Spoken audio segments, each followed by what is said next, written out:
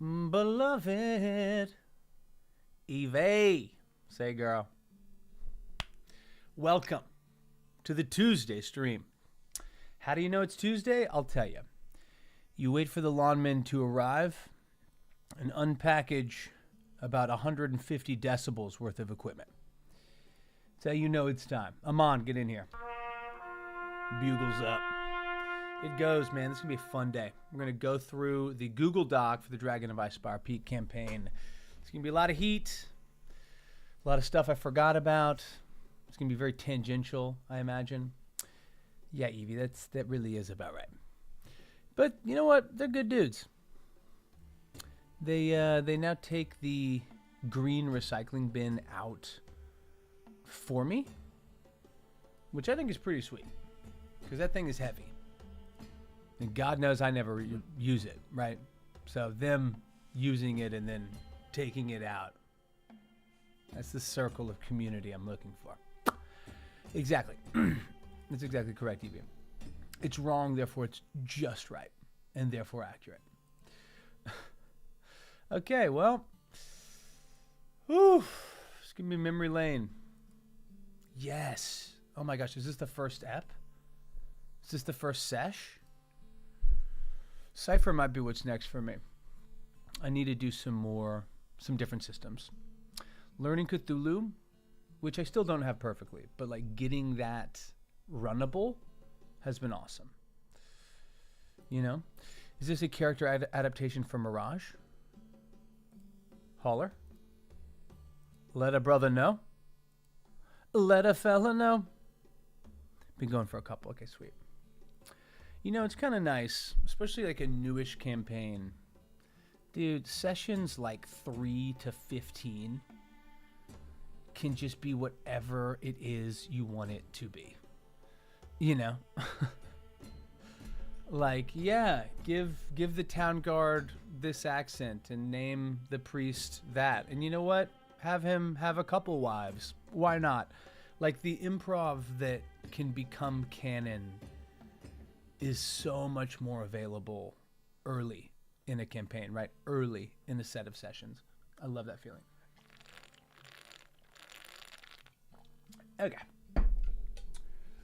Well, this is going to be fun as heck. As we crack open a Trader Jose's sparkling beverage, let us prepare for a jaunting trip. Can't say a stroll. Will more be like dragged, kicking and streaming down memory lane. But I'm excited to go there. Friday is the fairy tale game. We might be hitting double digits on it this week. Heck yeah. Then Sunday's the final episode of Empyrean. But that's kind of prepped itself. Amen. A beautiful feeling. Beautiful feeling whenever like the previous sesh just rolls directly into whatever's next. That's great. The Dark Eye isn't so easy when she used to be a class that is specific to the original setting. Got it. Was the class Witch? Abandoned ruins of a cursed castle. I love it. Are you wanting it to be a little bit more environmental, Evie? All right, so this feels like forever ago. Again, this began in early 2020 before the pandemic struck. And I just wanted to jot down like the backstories. Calder, Tempest campaign. Soured the goodwill of faith in San Sebastian. Fishing population declined. That's because there's a bit in the Dragon of Icespire Peak with the storm god Thalos. So I wanted to tie that in early. Thalos was perhaps to blame.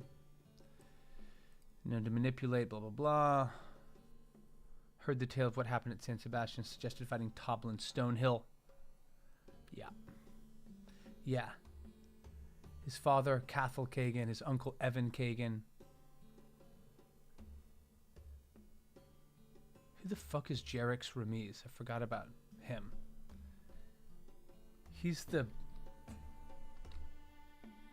What is he?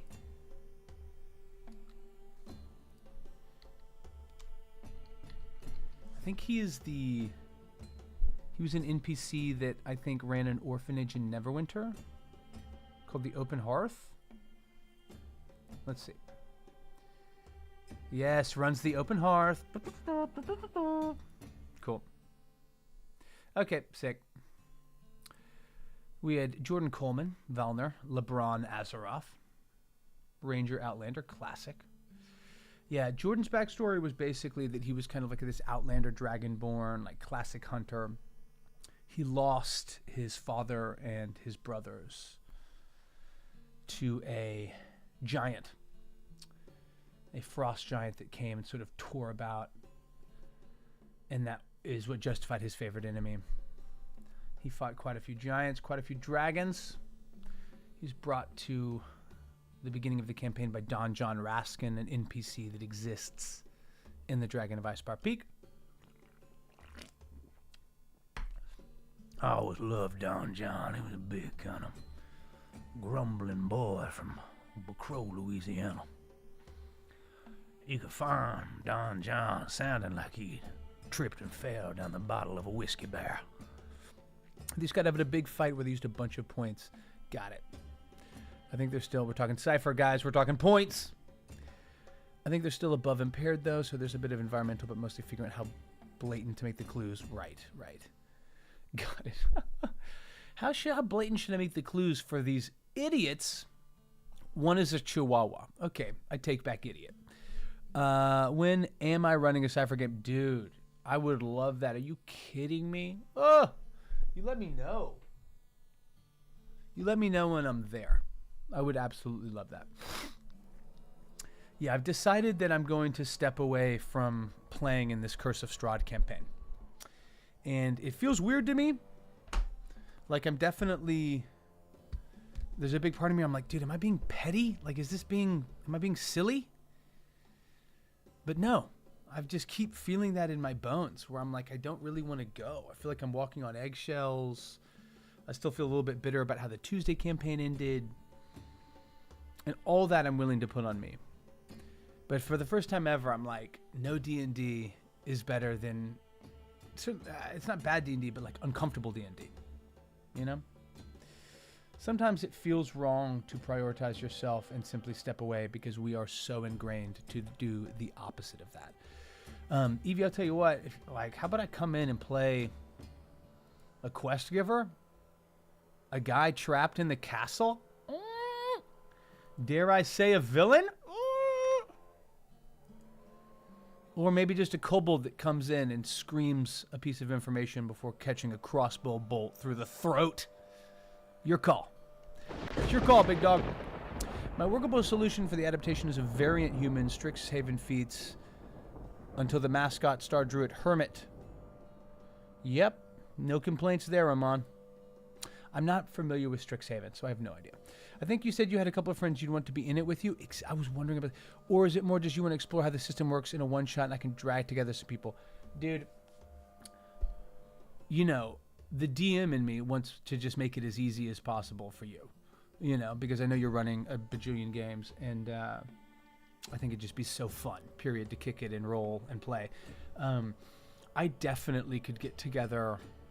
you know, a group of 4 of us. I'd probably get 3 people from the Tuesday campaign. You know, but just let me know what works. Definitely could rock a one-shot. I would love to play Cypher before trying to run it, because I wasn't able to do that with Cthulhu. I didn't play Cthulhu until I played with Insomnia. That's like the only time I've played. Ahoy, Sage! Bugles up, for a legend doth lurk. We're going through the PDF. We got Tugglebutts. This was Brian's character. Basically, a lot of like what drove her off to battle was she hated her husband and essentially killed him in like kind of a... yeah, it's like meant to be an accident, sort of looked like an accident. She got off, wasn't charged with murder. I don't know. But she had 4 daughters and 9 granddaughters, only daughters. And yeah, she loved Trist Sauerbaum. That was like almost like a Fabio-esque romance novel, like adventure novel. I would work those in. Yeah, Thorin, I worked that into. Occasionally I would just come in and grab little bits here. To be honest, like Glorus Yeah, I mean, she was going to run into her grandchildren in Raven Rock. And she did get some information on the Brunner Wars. And I think there was, anytime she was dominated, like a spell of compulsion, I really hearkened it back to her father, who had fled from battle, had been deemed a coward, had returned home to Citadel Adbar ruined. And that sort of informed her decision to head out as a marshal, as a dwarf with no training but a sword in hand. Sage, I'm solid, man. I'm solid. I've been so busy, dude, and I've just wrapped up a couple plays, which, as you know, was really time intensive. Is also kind of bittersweet. I've definitely been mourning the end of this campaign because, I mean, one, fundamentally, I didn't like how it ended, and I felt like there was a little bit of the session before the final session was the worst session of D&D I've ever run. Ton of player pushback, really just from one player, but it felt really disrespectful, completely derailed the session. And, part of that was because the stakes were really high, people were dropping, people were in danger. Hecate 95? Heck, ate, yeah. That's a pun on heck, yeah, and not a good one. Welcome, Hecate. I'm Carpe the DM, Dungeon Master, actor in Los Angeles, and talking to my good friend Red Sage, RPG, who's also a fabulous streamer and thespian, about the end of a long-running homebrew campaign that began in early 2020 and ended the very beginning of October, at the very end of September, something like that. Seriously, get in here. This place is weird, but it's good. And it's full of people that will give you digital hugs and inspiring D&D aspects. I assume you play tabletop. If not, holler. Also a DM. Bugles up. Additional bugle. Yeah, man, we stand DMs here. We stand DMs. What are you running? D&D 5e? Oh my gosh. And I forgot that we began with a 5th player. Yes. Well, no, this was the 4th player. Hemo Nilo. This is my guy Denny, incredible sound technician. He runs sound on a lot of projects I do. He'd never played D&D. He had this hectic backstory. Worshipped Shar, the goddess of loss. He was like a monk that was quite religious, a local friar in the southern slums of Waterdeep. Hema thought he was stealing donations, but ended up he was discreetly sneaking off and giving them away. But Hemo only played, I think, probably 10 or 15 sessions with us. And I think I was doing way too much. Way too much. And I think it was a little bit like sensory overload. And I've always regretted it. Because he's a good friend. We've talked about it many times. He's like, oh, dude, it wasn't you. It was me. Because I've told him, I'm like, dude, I want to get you back. Like, I've changed. I'm a better dungeon master. And he's like, but am I a better player? Because it was a me thing. Which is sweet and generous of him and very Denny. But I missed it whenever he was playing. Okay, session 1. This is going to be incredible. Can I get information on when this was made? No, I cannot. Okay, very well. Very well. What do you ask for as a minimum from characters for backstory? Good question. A lot of times it begins for me, Sage, with some version of what you got. Some version of how would you like to do this, right? Who do you see this person being? What's their vibe? Like, what are they like? What are they afraid of? I think using the flaws, bonds, and characteristics aspect in terms of building out the personality, the wants, the motivations, it's just like building a good NPC.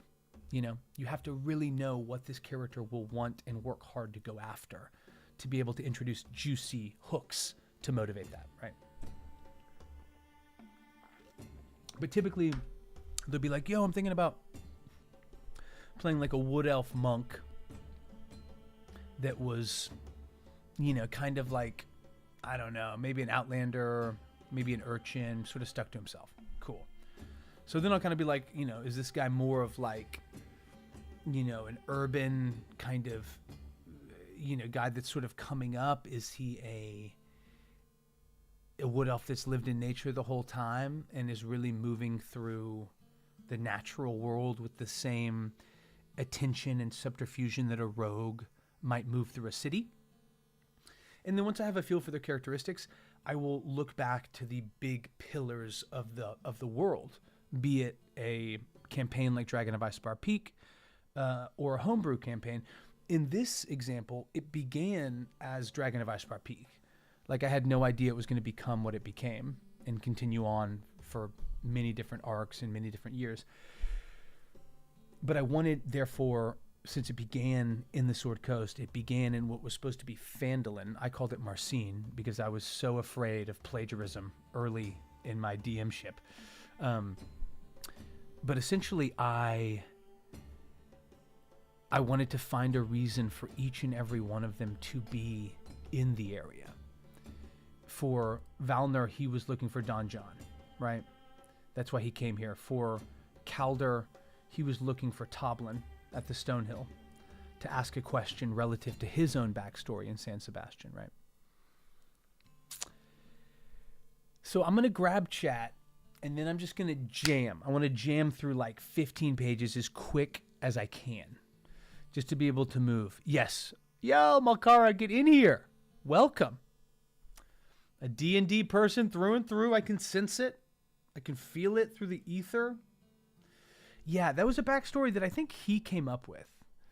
Was originally Hemo was like, oh, who is this guy? Like, he's very suspicious of holy men, right? Perhaps he stays at shrines to test them. And I like introducing like an NPC that can exist as a backstory reference. Like, had Hemo continued in our campaign, Hemin would have showed up, a local friar, right, who practiced what he preached. And I mean, it's kind of arbitrary, but I think making those really colorful characteristics gives you so much more to work with as a DM, right? Okay. I appreciate that, Evie. I'm just seeing that. Yeah, best way to learn a session is to play it before you run it, for sure. Educational run, explain why difficulties are what they are. Oh, that's so great. I would love that. That'd be incredible. Been working on 5e homebrew subclasses. Let's go. For what class? Subclass is hard to do. I love that. I struggle to get a couple of my players to give me anything beyond a stat block. You know, Sage, sometimes I will be like, has your character ever had their heart broken? Was it by a person, by an event, both? Tell me as much as you can remember. And I love being like, tell me as much as you can remember, because then it really empowers the player. And I think clues them in that it's like, yo, you're not writing or inventing. You're just remembering the truth of your character's backstory. So I love doing little stuff like that. Do you remember the hardest fight your character ever had to deal with? Do you remember when your character thought they were going to die?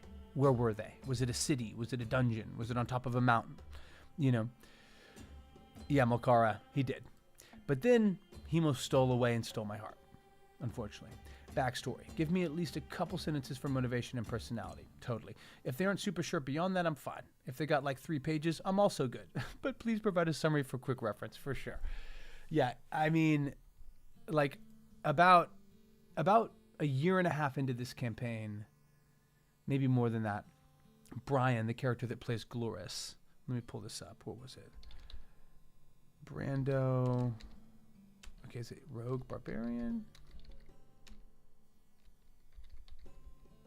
Damn it. Well, I hate having to do it this way. We'll just go back to here. Yeah, fuck it. But basically, the guy, Brandon, that became a member in our campaign, he ended up stepping in and playing the character of Glorious that was created by Brian. And let me just find this. Let me find this. Sorry, let me just go right here. Brando. No. And why do I even bring that up? Oh, because then after Brandon had played as Gloris for like 8 months or something, Brian got done with his shooting schedule. He was like in Paris and Hawaii. He was shooting all this shit for a big movie. And whenever he came back, basically to Brandon, I was like, dude, I'd still love to have you in the campaign, you know? And I sent him like this. I sent him like a page of, 2 pages. That's too much. Okay, I sent him 2.5 pages. That's way too much. But then Brandon gave me all of this. Right? He gave me basically like a full page. And, you know, sometimes that's dope. Like, I want to take that and like, you know, really hone it down to the juicy bits. But it's rare that giving a DM information is going to feel like too much information. No, he was stealing. Oh, we has stealing? Oh, got it. Yeah, no, you'll find some more typos for sure. I like it too, Sage. I'm not sure what we're talking about because I'm way behind, but you know, there's a good way, hopefully. Oh, probably that. What do you remember? Yeah, that's a fun way, I think, to kick off stuff. I have completed an ice-based sorcerer with new spells and conditions, a curse wizard. Ooh, that sounds very interesting. And a shadow-based warlock. And all have been playtested. I love making subclasses. That is dope. Yo, tell me about the cursed wizard as I dive into the first session we ever ran. Wow. What a run, what a time. So literally I'm describing Marcine, this little like frontier town. It's barely even a town. There's only 4 or 5 structures, a couple more going up. One big stone, 1-story inn. You can see behind it is attached a very large kind of riding circle and stable. There's a big kind of civic center that has an open kind of gazebo with what appear to be standing tables. And then behind that, a 2-story building that they come to find out is run by a woman named Barbara Wester, who's sort of a scaredy pants. And she was kind of like the mayor of Marcine, who worked with Don John, who was like he owned one of the mines close by. He'd invested quite a bit of capital into developing the area around Marcine. So when this white dragon showed up out of nowhere, came up out of the sky like some storm breathing ice and death, well, he had to do what he could do to bring in some hide muscle to help get rid of this dragon.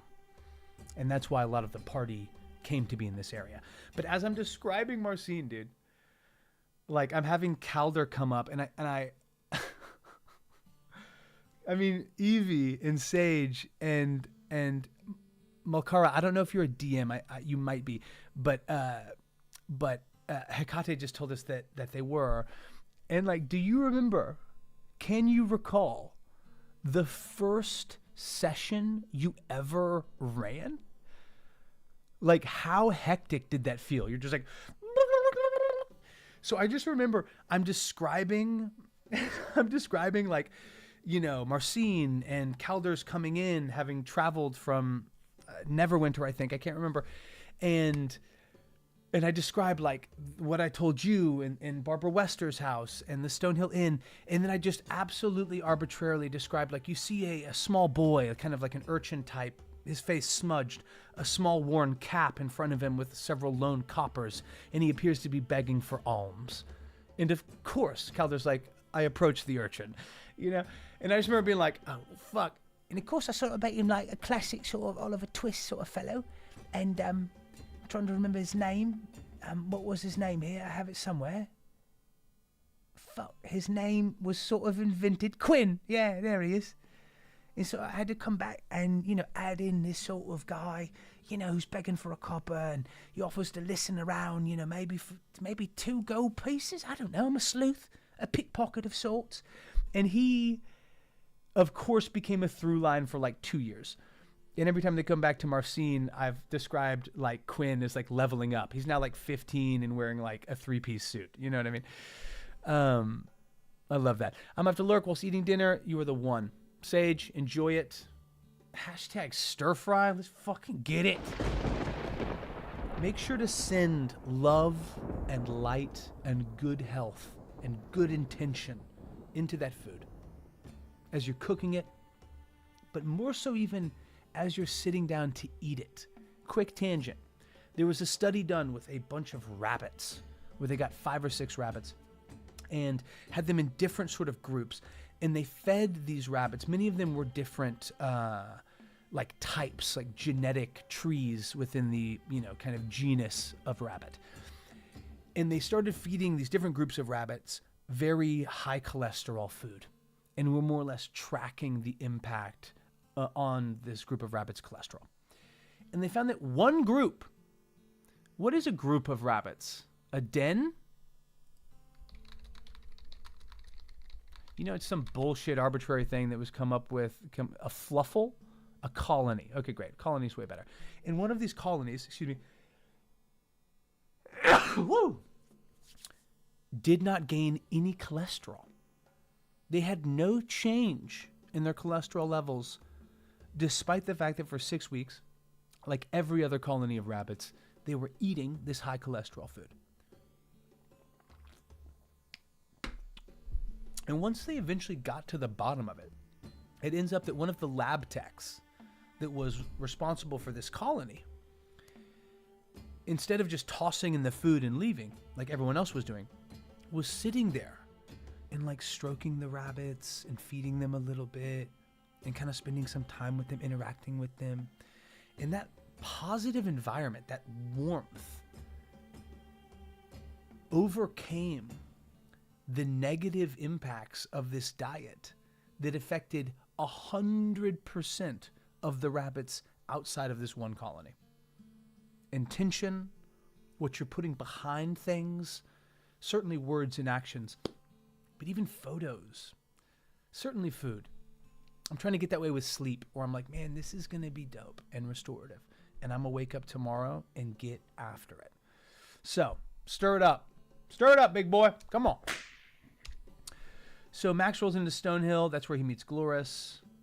The Mycan Dwarf Ruins. Oh, that's what I called it. Huh. Dazzlin and Norbus have gone. Yep. Hemo raps with Garen. Is Calder's God. Calder lays down some backstory. Yeah, Calder killed it this first session. Togobuts is moved by Calder also losing his family, offers condolences. Calder meets Togobuts. They tend to work together. They then show up to the southeast. They're basically going to these dwarven prospectors, which is meant to be the first encounter in Dragon of Icespire Peak. So I think we ended it with them like showing up and him being like unconscious and on the ground. Session 2, Hemo Calder Glora standing outside the excavation grate. And I remember at some point, this is where, yeah, exactly. And this was my second session, dude. And I can't believe that I went for this. But basically, like, I ran a split party where I had the 3 of them at the excavation. And then I had this Dragonborn Ranger coming over a hill and tracking this party of orcs. And the reason I introduced the orcs is like they're a reoccurring, enemy, and they kind of are doing certain things that influence the plot line of Dragon of Icespire Peak, but they are specifically meant to show up at this dwarven excavation as part of the encounter.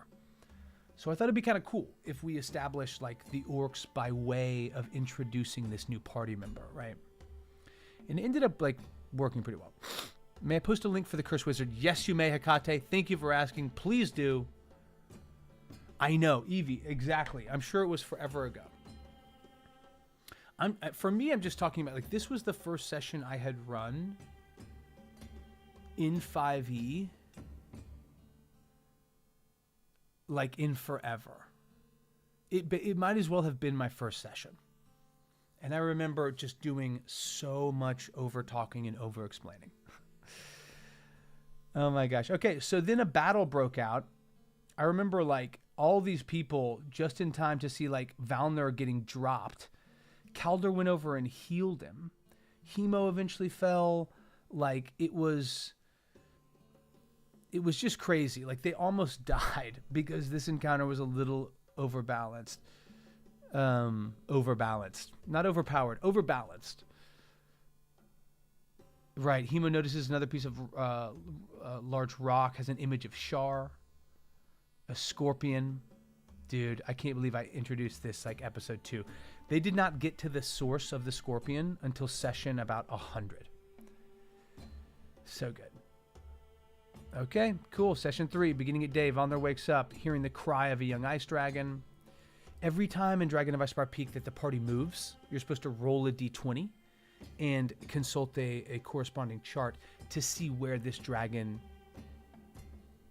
What is going on?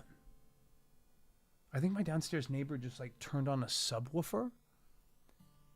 Or my chair has a vibrator built in. I don't know. Hecate, yes, clear as day, because everything that could go awry did. Don't doubt it.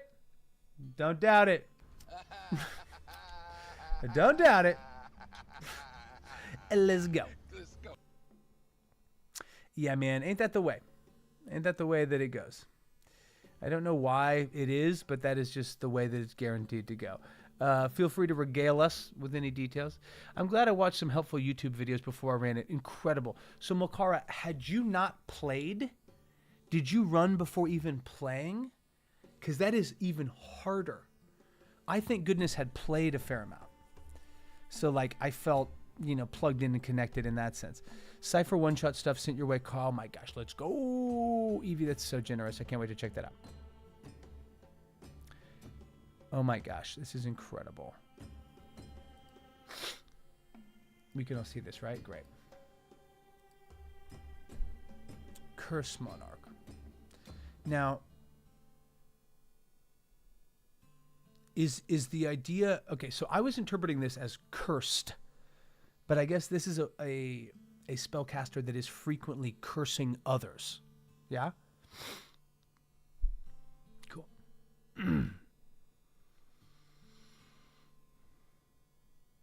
Ooh, look at Hecate quoting themselves. That's pretty epic.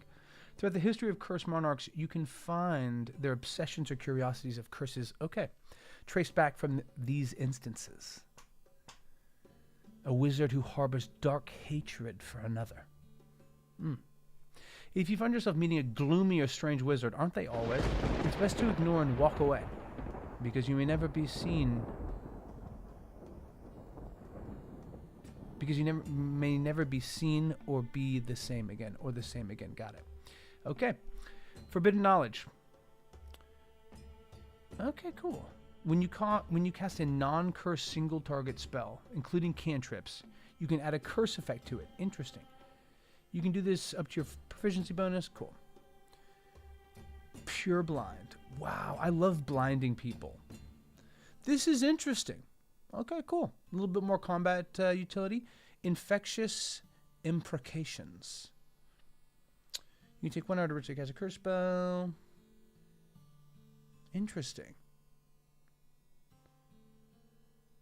I like the fact you can curse objects. That's interesting. The more you read and dive deeper into curses, the more you start to imprint on your beginnings with your eyes. As an action, you can cast a curse spell equal to proficiency bonus on a target within range. As a bonus action, it has no knowledge of being cast upon. However, a divination spell remove curse. Cool.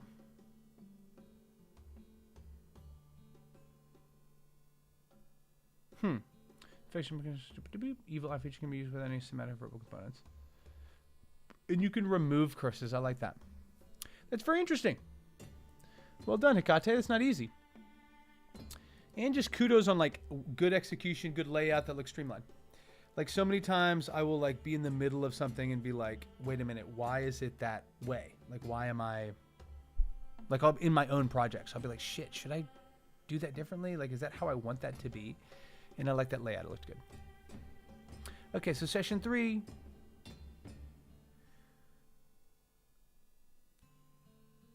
Vlarin. That's supposed to be Valna. That's funny. Vlarin is a character I played with in another campaign. They come across a Dabwa, so they go back after they see the dragon. This was me basically trying to establish there was a fucking dragon. They show up. They see that they've attacked Umbridge Hill. Yeah, they're attacked by a manticore, which Valner skins.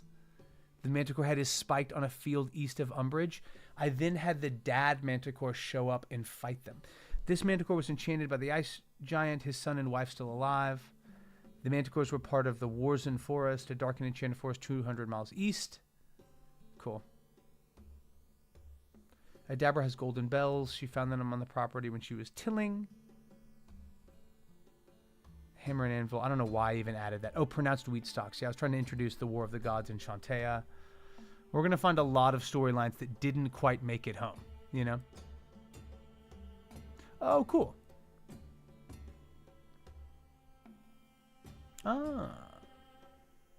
Oh, I didn't know it continued. Got it. Jinx. Cantrip. 30 feet. Must make a wisdom saving throw for saving because it's going to do something trifling. Or anything else that is considered petty. Whoo! That's a long list, dog. That's a long list. Dreadful Mist. Okay, these look great. I'm not going to dive into all of them right now, but that's dope. And I will leave that open because I do want to review that. But I need to get through at least, 15 sessions on this. Come let us jam. All right? Okay, so here I'm introducing a bunch of people. I wanted to just get them all down. Marn. Oh, my God. I'm so glad I introduced him here. Oh, yeah, Tack. I forgot about Tack. He was like a real gruff dwarf.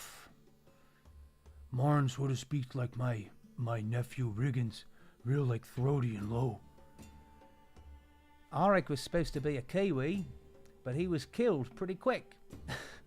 He sent Jameis on his way. Yes, Auric was getting supplies from Big Al. That's another encounter that I wanted to sort of send them down. Jasmine Ironshore, the wife. Oh, Truman, yes. Yes, I forgot about this dude. Barbara Weston, we know Barbara. Oh. We know Don John. Jay Bird. He's a younger. I had him just sort of talk like me. He didn't sound like his dad at all. I don't know why. Then we had Narux, Moesco, Drethna. Yes. These were the first minor BBEGs. And then they were under the control of these orcish spellcasters, Umbrea and Abrana. They were working, Umbrea and Abrana were working sort of forced into servitude in a bit of a arcane exchange with the BBEG wizard that it took them about 3 years to finally confront and kill. So I love seeing this stuff, man.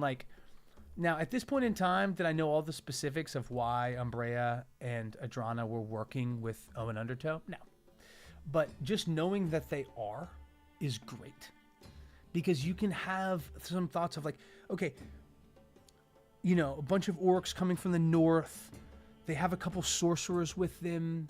Maybe that magic runs through the orcish bloodline. What would it mean for, spellcasters, sorcerers, hedge wizards coming and having access to a high-level divination wizard that was trained with the mages of the White Shadow, that has an enormous level of education and proficiency? What depth of knowledge would be imparted now? So I gave Umbrea and Abrana a handful of wizard spells that were really specific, and a handful of divination spells, because that for me felt like cool foreshadowing and a grounding of that connection between them and the divination wizard, right? And I don't really say that to pat myself on the back as much as I do to just hang on, great, as much as I do to just sort of talk about it a little bit, because I think it's helpful to be this is why I did this, and that's why I did that. So I'm just trying to get the vibes right. I want this. Here we go. Oh, great. Nope. I mean, this is good. This is from an album called Drum Sex, but we're not ready for it. For the pages we see the best. You're the man, Hecate. I appreciate that. I 100% will circle back. Okay, so pre-sesh 4. It's Tuesday. Dude, I'm tracking the days of the week. Ay. Don John is coming down. 2 of his men. Jameis Raskin left Marcine 4 or 5 days ago for the Togold mine. Hasn't been seen. Cool. So this is me. This is pre-sesh, and I would do this a lot. Pre-sesh is what became the Twitch stream. It was being this is what's going to happen. So-and-so is here. As you can see, I was really concerned with who was who and who was doing what. And I do think that's important. I think this probably would have more efficiently been laid out as, Don John is worried about the safety of his logging operation. Jameis is going to restock the Mountain Togold mine and hasn't been seen. Boom. Like really, really efficient. Here, we do have a little bit of action for the session, which is cool. A crowd is gathered outside Ironshore Provisions. Miners and loggers worried about the slow of supplies from neighboring farms, right? And that's meant to be an adventure hook. I wanted them to go to Butterskull. And uneasy about the lack of garrison. Ooh, beautifully put. This was sort of like one of the first kind of liberties I took here with this campaign was a guy, Breon Turn. Huge sort of human man, sort of an Or rude boy type. He's a barbarian turned miner, but more like a freelance fortune chaser. And yes, dude, I forgot I even had this. This was like built into the action. This is how we ended this session. Was he basically like rips the reins of the cart horse stacked with provisions. And he's more or less like, fuck off. Like, I'm leaving with these.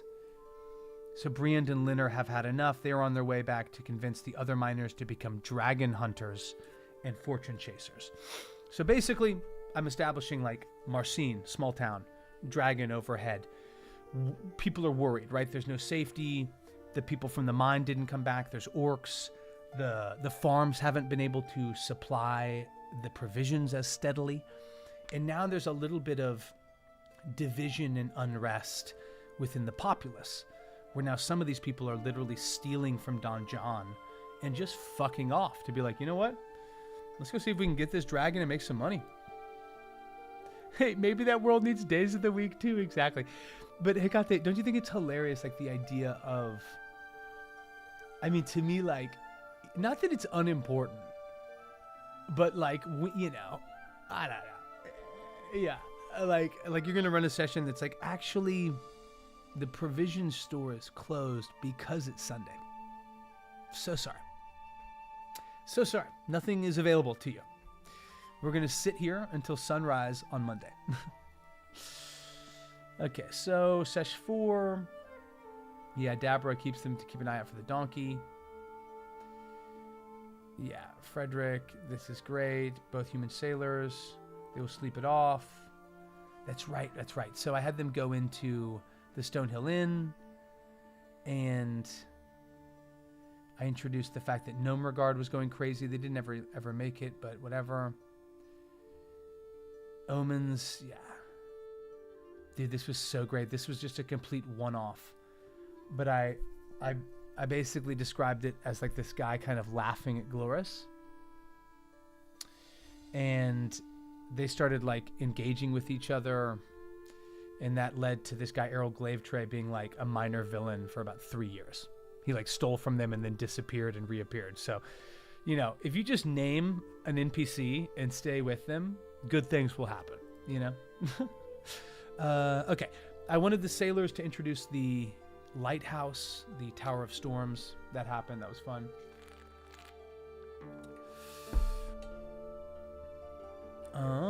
Eventually the party, and right now, like, as you can see, like, I'm throwing out all kinds of hooks. These sailors are talking about a shipwreck at this weird lighthouse. This farmer hasn't been seen. There's a dragon. There's trouble at the mine. There's gnomes that are worried about the king going mad. You know, and so probably a bit overkill, but the beauty of Dragon of Icespire Peak is it really is a bit of like an adventure board type campaign. I think the problem with that is that if you want that really, you know, satisfying and continuous narrative arc, then you, the DM, at least with Dragon of Icespire Peak, but frankly with mini modules, are going to have to really up the personality and the depth and the connection of your NPCs. So this might be overkill, but I'm glad I did it. Okay, the crew rolls up to Butterskull. I'm glad they did. Hemo finds the cow. They see back branded. What is that? Oh, Big Al Corazon. Yeah. They roll up to the farmhouse. A battle ensues. 2 orcs are upstairs. Yeah, cool. So they find Don John. He's tied up. They find Truman. They find Big Al's son, Tip, who's a half dragonborn. and they find him like tortured. And that's because I wanted to establish that these acolytes of Thalos were doing blood magic. We're taking the scales from dragonborns, from dragons, the flesh from manticores, like any magically enchanted creature, even sorcerers that had like magic in their bloodline. Don John was tortured, partly because he himself was a dragonborn. And yeah, the other ranch hands were killed. I made this pretty grim, I guess.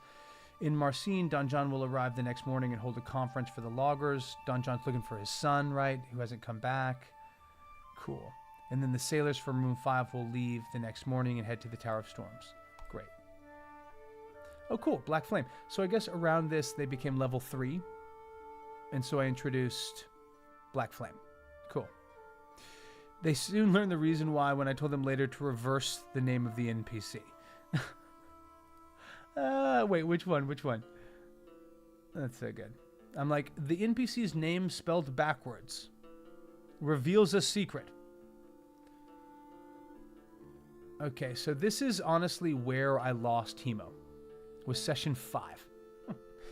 And it's because I was just trying to do too much, man. I was trying to do too much. I was trying to like explain way too much with little things here and there. But regardless, they find a chain. The orc that they tied up tries to escape. They find Big Al. He gives them this reward of a mithril chain suit. Cool. Okay, pre-sesh 6. Great. So basically they're back home. Dude, and we did so much of this. Big Al, delicious brunch spread, cornmeal biscuits, eggs. You know, like I'm talking about all this, like really specific stuff that now I would treat with 2 lines and just improvise. You know? I had an NPC called Rim Max that sold very useless stuff in the beginning, like a belt of attunement, which gave you an extra attunement slot, but they found out after they left it needs to be attuned first. So it was just a belt. God damn, that's funny. Another was a ring invisibility, but you are blinded. That is so great. That's funny. Okay, this is great. Big Al got his mithril chain during the last war, the Brunner War. Great. He was given the suit as a reward for his bravery. The Mages of the White Shadow. I remember improvising this because I remember writing down Mages of the White Shadow and being like, oh, that's a cool name. And they became like the source of the villain. They became the main reason behind the town of Longsaddle. Like, in Eevee, that's what I meant whenever I was talking about like the beauty of the early sessions. Because there's so much like generation of idea and content, you know, that becomes so valuable. Like it can become so many different things because of that. Okay, so then they get back to town. I'm kind of like, Barbara wants you to help them. Don John needs protection. Oh my God, yeah, I forgot that Quinn thinks that Toblin might be his dad. Okay, wants to head there immediately. Toblin is drunk. Toblin thinks they're going to the Tower of Storms. Okay, great. Yeah, so Errol... Oh yeah, the Errol talked like Brian Burns. Yeah, and this I thought was fun. I knew that I was going to have Errol be like a cloak and dagger guy. I knew he was a rogue, but I didn't know everything about him. But I liked introducing like the dragon barrow. The idea being like, look, if anybody's going to take down this dragon, they're going to need the mythic dragon blade. That's why it was built. That's why it was forged and made what it was. And that is another kind of encounter that's in the actual campaign book. Where did they end up going? Oh wow! So they went to the logging camp. Keldor offers a prayer of healing. That's great. Okay, so we still have Hemo. The party leaves the logging camp. They find the Totem of Thalos. To be honest, if you run Dragon of Icespire Peak, for me, the logging camp made the least sense out of anything. Like it needed more to connect it to the world. It does a good job of making it about Thalos, but this to me was confusing, and that's probably why Hemo was also confused. The party doubts Jameis because he was a wolf. They tie him up. Oh yeah, this is where I lost him. Big Al wakes up early. Great. Sweet Pea has an intense dream. I think they went back to Big Al's ranch is what happened here. The party leaves logging camp. They make it back to Big Al's. Oh yeah, because I think they left Big Al's, and I basically wanted them to head directly into Neverwinter. So I was like,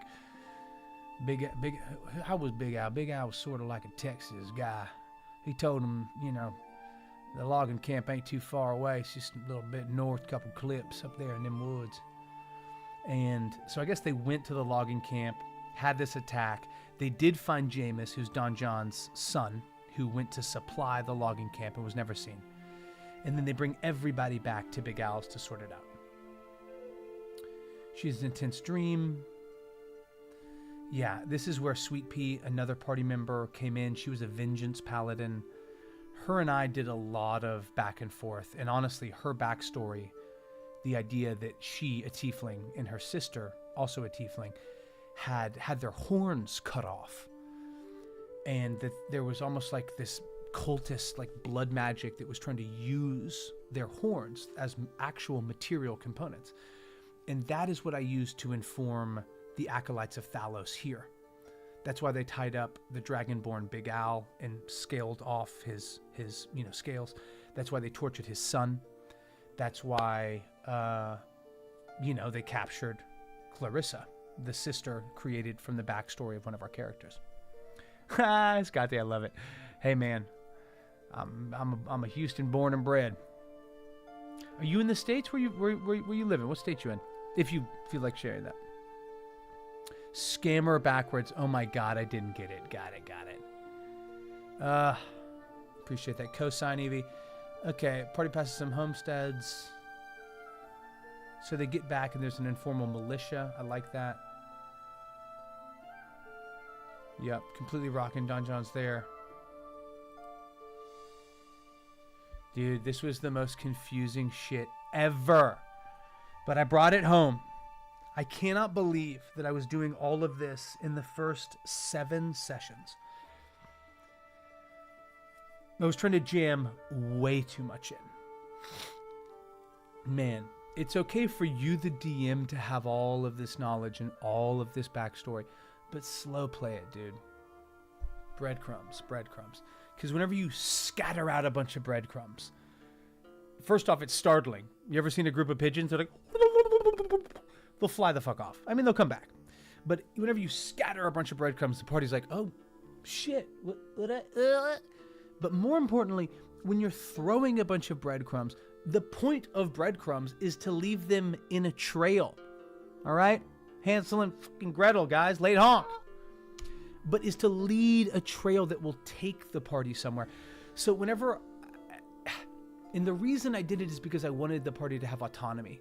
I was so scared of like railroading. I wanted them to choose where they went, what they ate, who they spoke to. And that's why I had a ton of options on the table. There's benefits there, but what I did here was ridiculous. They basically woke up at Big Al's. They go into the logging camp. They deal with it there. They find Jameis, who's like tied up and like, I guess he was a wolf. I don't fucking know. And they bring him back in, bound. And as they come back into town, in the Stonehill Inn, it's like rocking. And everyone stops when they see Jameis. Because they're like, and now this is Big Al. Big Al, well, what the hell are you doing here, boy? We sent you south yesterday. And the idea that I was trying to show was that when Jameis was captured at the logger camp by these acolytes of Thalos and tortured, and they took material components, that they used those actual bits of flesh and blood and hair to recreate some potion that allowed you to take the form of Jameis Raskin. Now that does come into play later in this campaign multiple times. But in episode fucking 7, The majority of the party has never played D&D before. It was too much. Okay. So then I guess I set up, we're going to go to the Togold. Right. I reintroduced Quinn. Sister Gorella's there. She will beckon to Hemo. Awesome. Okay, cool. So we still had Hemo. Session 8. This was good. Yo, balls. Ow. About an hour south of Houston. Let's get it. So that's basically Galveston. But let me see. Where are you? Maybe, I'm guessing like 288 south, not 45 south is what I'm picturing. So maybe Bayside, League City. What else is that direction? LaPorte. I think it's one of those, right? I'm from Houston. I'm from inside the loop. I'm from like right next to Rice University. So let's fucking go, baby boy. Okay, Texas, shudders in memory. Yeah, Evie, I forgot you were there, man. I forgot you went through. Ouch, that's evil, especially since they are born with them horns. Also Texas. I know. Oh, okay, got it. That was one thing. I know. The tiefling having their horns shaved down, that's a good like one sentence introduction to the tone of the first third of this 4-year campaign. These acolytes, Thalos, this dark blood magic, the gods themselves rising from the old pantheon, and all of that being brought to bear and in ways accelerated by the magic of this divination wizard, Owen Undertow. Okay. Yeah, don't scattershot the breadcrumbs with a shotgun. Exactly. Dinner done. Up next, dog outside time. Then I'll be back to wind you up. Let's go, Sage. Want to hear about that stir fry? Let's go. Fatty players must be cooked. I love that the admin held fatty. 59 South. Okay, so Sugarland, huh? So then we've got Sugarland. We've got, hold up. We've got Missouri City. We've got Stafford. And then I'm trying to remember the name of this tiny little town. It starts with a W. It's right in between like Katy and Stafford. But it's one of those, huh? Okay. I love just like, yeah, I've been in LA 13 years, but I'm still a Houstonian at heart. Yeah, agreed, man. Be like the witch, bro. Cook them up. Balls, how you doing? Bugle's up for a legend. Good seeing you. We're going through the Google Doc of my 4-year campaign and sort of just remembering. This was a fun moment. I reestablished Quinn. I think he tried to steal from Valner. And then I introduced Sister Gorel, who is this ancient high elf. She beckons to Hemo. I wanted to give her a little backstory, like she was there when the towers were first built. And she cast aid on the party just to sort of be like, she's chill, she's good, you know. So the tallies, what happens? They leave. Briand, Linner, and Moesco in the form of Jameis Raskin. See, I had one of the acolytes of Thalos in the form of Jameis Raskin. Ridiculous. Okay. The Manticore head has been taken down. Wow, look at this. Wow, so I've just like had some dark stuff happen. Basically, I'm like, you know, the orcs attacked. Briand and Linner, the guys that started the revolt and like abandoned the mine, they've now joined up with the orcs. That was convenient. And they basically took down the Manticore head and replaced it with the heads of the loggers that were sent to gather supplies. That I think is grim as fuck and sets a tone. The city starts with an E. Okay, yeah, no, all good. Man, I love Texas. I'm trying to think about 59 South and E. East Bay? Can't think of it, but glad to have a text in the chat. Come on. Because the game ended, balls. Because the game fucking ended, man. Like, we're going to pick back up, but I don't know exactly how. And it was, honestly, took an emotional toll. I put a lot into this campaign. it really was like 3 or 4 campaigns. You had the Dragon arc completed. You had the questing from Sword Coast all the way to Sundabar to free Nerissa's sister, Clarissa. And then that played into all the machinations that were established as early as session 3, which is that this BBEG wizard, through the utilization of the storm god Thalos, is doing some dark shit. So then that was the 3rd arc. But the 4th arc was meant to be the drow being pushed to the surface by the hells, and this kind of struggle of the old gods and the new gods. El Campo! Damn it! Balls, that's sweet of you. Cheers. Cheers on the bitos. Yeah, man, congrats. I'm choosing to not be, I accomplished so much.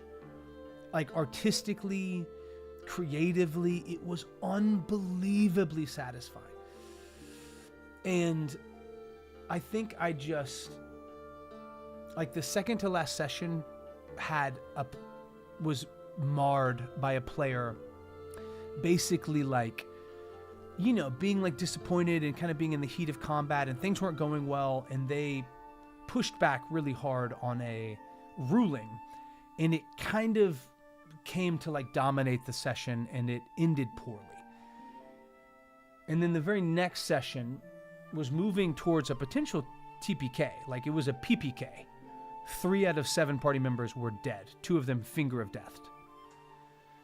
And basically the same kind of problem player tried to rules lawyer a moment, and sorry. But it basically, I left it kind of hanging, where I'm like, one character is still upright. This BBEG that is from the backstory of the monk who were meet around, I think, session 15. He's still at 4 hit points.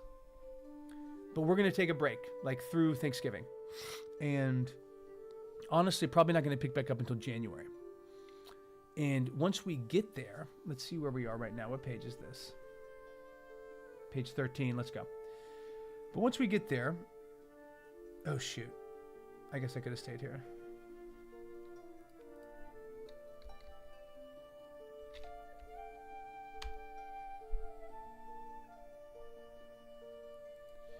What is it? 3rd act? How did I put this?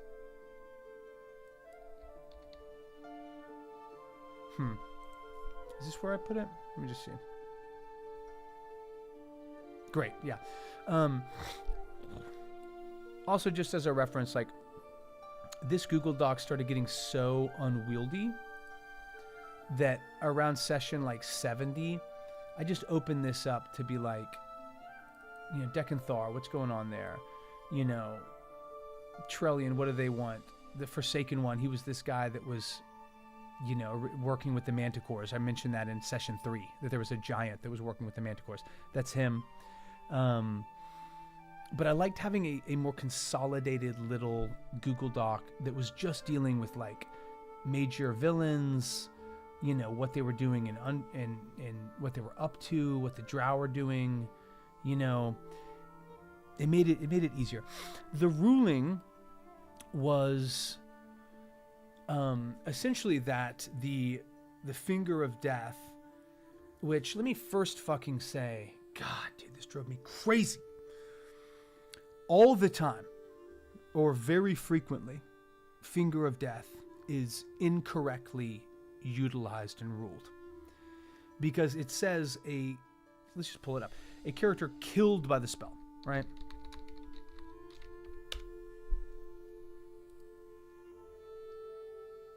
Right. A humanoid killed by this spell. Now, whenever you drop a humanoid to 0 hit points, they are not killed, right? Unless the sum of that damage that dropped them to 0, if the overflow of that exceeds their hit point maximum, then they are killed outright. But unless that happens, dropping it to 0 has no effect. This is only if the spell causes them to fail their final death save or kills them outright from the damage. And I honored that. They were fighting a lich. They were in the Dark Hearth, which is this old granary and grist mill for dedicated to Shantaea that's been taken over by the blood goddess Bala for many centuries, and is now lorded over by this dark lich that was sort of trapped there. And the lich used layer actions to make ranged spell attack rolls at disadvantage because the barbarian was prone, to, create failed death saves, and then on its turn, cast Finger of Death on this PC, who's a rogue barbarian named Vexel. And basically, the disagreement was, and I forget how it, oh no, it's because I basically ruled that this level 18 barbarian rogue was more or less going to be at either half or a third of all of their stats and abilities. I gave him a third of his hit points. Instead of having, plus 11 to attack, he had plus 5. Instead of doing, 2d6 plus 5, he did 1d6 plus 3, something like that. And I basically halved everything. And whenever it was this, zombie's turn, which, let's notice, a humanoid killed by the spell rises at the start of your next turn as a zombie. It doesn't say, parenthetical, use a zombie stat block. It defines the undead status of a humanoid corpse becoming zombified. So basically what I ruled was this is not a quarter challenge rating zombie. This is a level 18 adventurer that's been dead 15 seconds and is now rising up as this undead specter under the control of an ancient demonic lich. And initially there's pushback.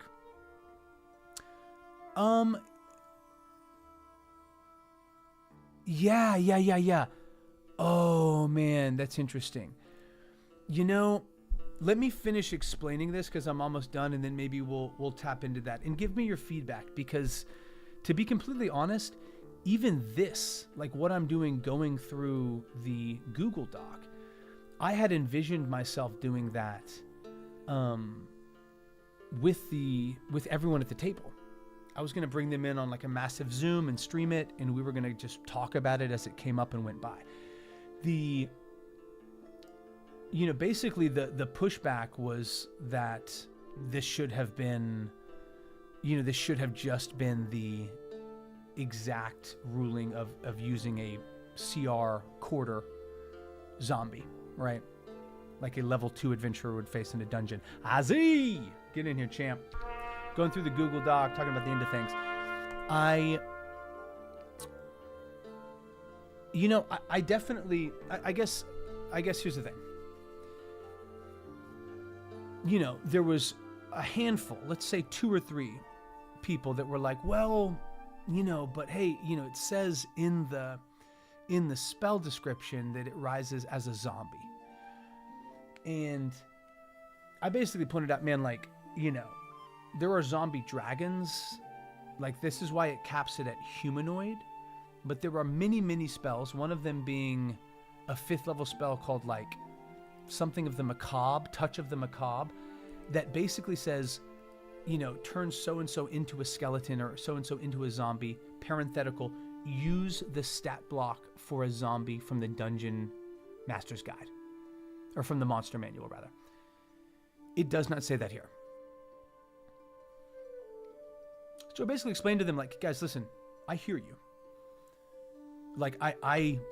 I understand in a very literal interpretation, I think you're right. Most spells that want you to use a stat block will say that in the spell. And that is noticeably absent. Finger of Death is a very old spell. It's existed across many iterations of D&D. And frankly, this is your companion. This is a level 18 adventurer. No, I do not think they would have the same skill set. I mean, he's literally holding a magic +2 rapier. He's wearing magic-studded armor over this undead corpse. Are we saying that has no effect? I felt like it was more than fair. The one character who is a player rather, who is an actual lawyer, eventually was like, you know what? Like, I hear that. I wanted to make sure you got it. But the other one just kept going and kept going and kept going and kept going and kept going and kept going. And it was so disrespectful, man. And it just reached a point where it was like, look, man. And it kind of devolved, and he was kind of just talking shit and being very petty. And we ended the session, and it was awful, you know? So, like, I'm not sure that I want that person coming back to my table, much less bringing them on to, like, have a thing. And, like, the reason why, and this is a dear friend of mine, man. Like, this guy's, like, a very close friend. They basically... There just was no real ownership or apology. Like, it just seemed like they, when we talked about it, wanted to just further justify why they felt they needed to go on and on. They did agree they were disrespectful and it was too much. But it was almost like a listing of grievances. Like, I didn't let them take a third or fourth feat at some point because I felt like it was excessive. It wasn't justified. They wanted to just take, like, Fey touch so they could Misty step. And that was like 2 or 3 years ago, and something that has been bothering them for 2 or 3 years. So the interactions there, to me, felt like they were just irresponsible and not respectful. And then once I really took some time to very respectfully and compassionately seek resolution, you know, some clarity was found, but no real taking of ownership from the other party. No clear unilateral apology. So the idea of bringing them on to, like, give them a platform again seems absurd and not something I'm really interested in. But I would love to bring on most of the table to be like, yo, what's going on? How do we feel? What did we love? What did we hate? What do you remember the most? And to just have a conversation about it. So I think maybe that's something I will still do. You've inspired me. I think I'll probably reach out and holler and do that. Okay, but need to hear the respective as you get in here. Rules is written. It doesn't say use the stat block. I would agree with your ruling. I appreciate that. As a good one because there are tons of undeads or spells that specify what stat block to use. Hecate, exactly. Anyway, how are you doing? I'm on Monster Hunter right now. Oh, got it. Okay, sorry. Yeah, dude, I saw you playing Monster Hunter, man. I went and checked out some of those clips. Dude, I'm solid. I have been feeling a bit morose because of this campaign ending. And again, not feeling like it was like perfect. But dude, I'm so blessed. Things are so good. Work is good. Been getting some good auditions. Been getting some good reviews. Shit is good. And Balls, just real quick. This is basically where we're going to pick back up. Option 1 is we go right back into the Dark Hearth. You know, those characters that died are dead. But now, you know, they might have to go and do some other shit. Option 2 is continue in this same world, but with different characters. Dealing with the same events. And that version, we'd probably start over, like level 1. Another option would be we pick up in the Plane of Nine Hells, where these fallen party members have been taken, and everyone is like a trapped spirit in hell, and they try to get out. That to me is very cool. Even one of my curse spells states a certain stat block. There you go. So we'll see how that goes, Azzy, but I think it's going to be good. And yeah, I mean, listen, you know, things happen. Like, people disagree. It's a shame that it went down that way. It felt to me like it was about more than just that ruling, right? And it ends up that they would even agree with that and say that, because they were like, actually, this other thing bothered me, and this other thing bothered me, and I don't know, man. It was just really tacky. There was just no apology and no ownership. But it's made me feel really small, because I'm like, damn, am I being petty as fuck? Like, I'm struggling to genuinely forgive this person, you know? And I think in some ways it's good for us to just be aware. Like, I don't want to be glossing over resentment, but it's also on us to reconcile, to work through stuff. And last thing I'll say, and this is just to give you like the 10,000 foot view of truly how much this bothered me and like tasted like ash in my mouth. Partly because this person is a dear friend and a collaborator and also a DM. So the idea of like a DM being that disrespectful for 10 minutes, 15, continuing on, disregarding Rule 0 was just unimaginable to me. But the last thing I wanted to say is that in the scope of all of that, in the scope of some of the follow-up conversations with this player, that again, to me, did not feel really that full of reconciliation. I don't feel like I can play in their campaign. And I'm like, I've already done some sessions and I'm like, man, fuck, I don't want to be petty. And I don't want them to think that I'm like, well, then I'm not coming to your birthday party. But it's like, there's been some shit in that campaign and in the campaign before it that felt really, really unfair. And felt honestly like really like picking on my character type shit. At the same time, I'm a DM, dude. I'm gonna support your ass with some great role play, some dynamic decisions, and some commitment to character and to story. And so I rolled with it. And I was a good soldier, and I'm sure I maybe like asked some questions or clarified, but ultimately like it's your table. And I'm not gonna sit down at your table unless I trust you to work my character fairly through this campaign. And I no longer really feel like I have that trust, especially against the scope of how this Tuesday ended, where I'm like, I think it'd be really helpful for myself included, for every dungeon master or game master, to be able to take a little capsule and feel and know and have an understanding of what it is like to have you as a player at your table. I think I would love me at my table. I think I would probably feel like, I'm not sure if, I was like, is John happy? Did he like that? Because I'm always like so intense whenever I'm playing. But no, I think it would be really good, but at minimum, it would be very educational, right? And I think that this player in question would massively benefit from being able to take that pill as well. But wouldn't we all? It's hard to get perspective, right? Yeah, what's weird is that I've legitimately seen more problem DMs than I have problem players. Yeah, I mean, I think that's probably right. I mean, I think a lot of players are pretty respectful, you know? I think there's a hesitation to be troublesome. I mean, partly because of like the D&D Reddit culture, but partly just because like, hopefully, and many players are really appreciative of what a DM's doing. Like, dude, we're out here doing all kinds of stuff, right? And that's appreciated. I think it goes a long way. I've definitely left some campaigns because the DM ruled very weirdly and had fixed roles instead of actual roles. They said only because it would make the story progress. Yeah, I mean, I think that, you know, everyone's line is different. And I don't even really want to like go into the details of what bothered me as a player because they are ample. But I think that feeling is real. And I think it's important to like hopefully still be supportive of the DM. Like I'm going to be like, hey man, like thank you. Thank you for running this game. Curse of Strahd has been so intense. It's been spooky and scary. And I just, you know, I appreciate all the work you put into it. I feel like I need to step away right now, mostly just for some me stuff.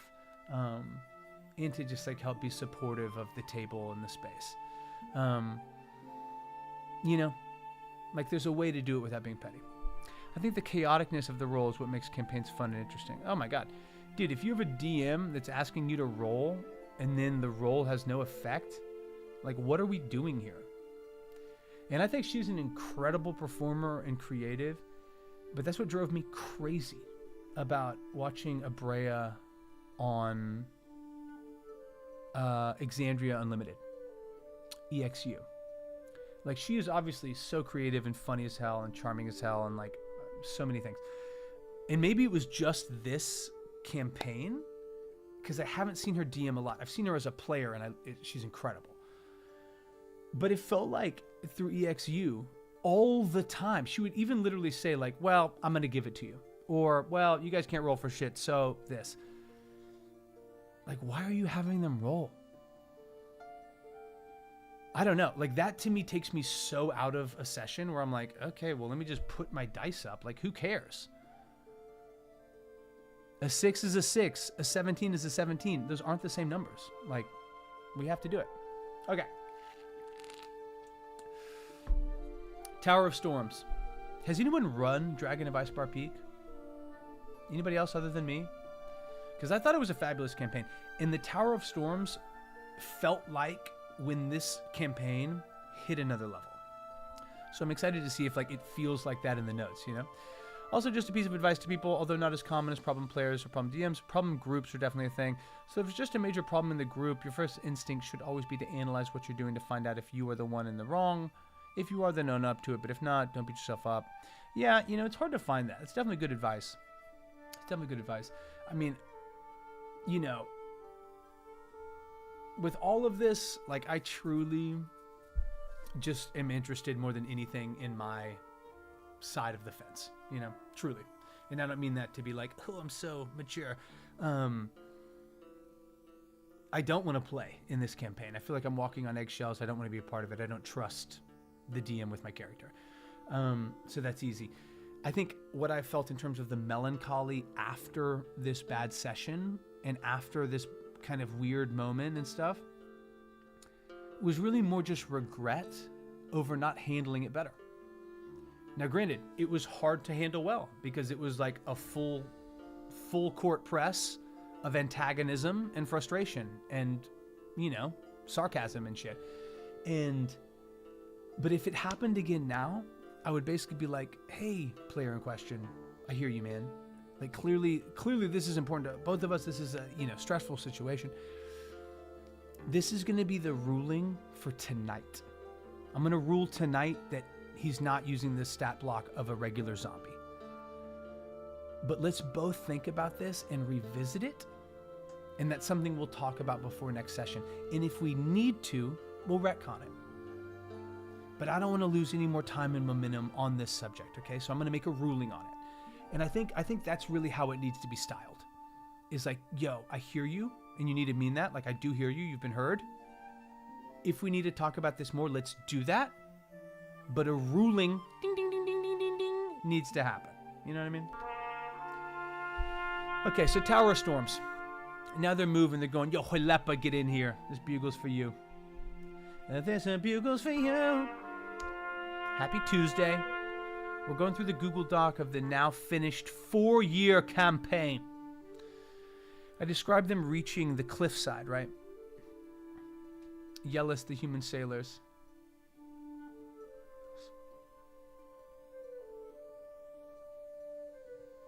Yellis. Who did he become? I know that I had this guy. He was sort of like real proper, like Northern Irish fella.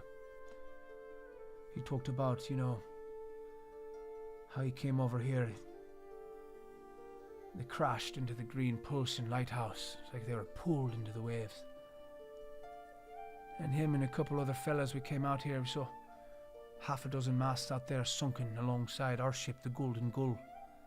We started swimming down and pulled out a couple of things, chest, you know. It was fun at first, laughing, coming back up. An easy swim, but all of a sudden this fucking thing, this shark, I guess, but it's bigger than anything I've ever seen, came and it took us. And that was to, what's the thing? Daggermaw, yeah. That's also from Dragon of Icespar Peak. And basically just setting up, like, there's this weird-ass light tower. At night, there's green energy at the top of it. It seems to be pulling in ships. And even when they went and searched the ships that had been wrecked at low tide, it seemed like there was evil present even then. So, yeah. Oh, I forgot about this. And this is, again, from the campaign book. This was built by the Gnomish Wizards. Wild magic is still there. originally a bastion for Tempest clerics. That's real. Like, and we had a Tempest cleric in the campaign, so that felt very serendipitous. Yeah, they go through here. They meet Hapo. We had all this stuff. Yeah, cool. Quinn takes a gold piece. I love it. Crew on the bluffs. Great. So now they basically deal with this.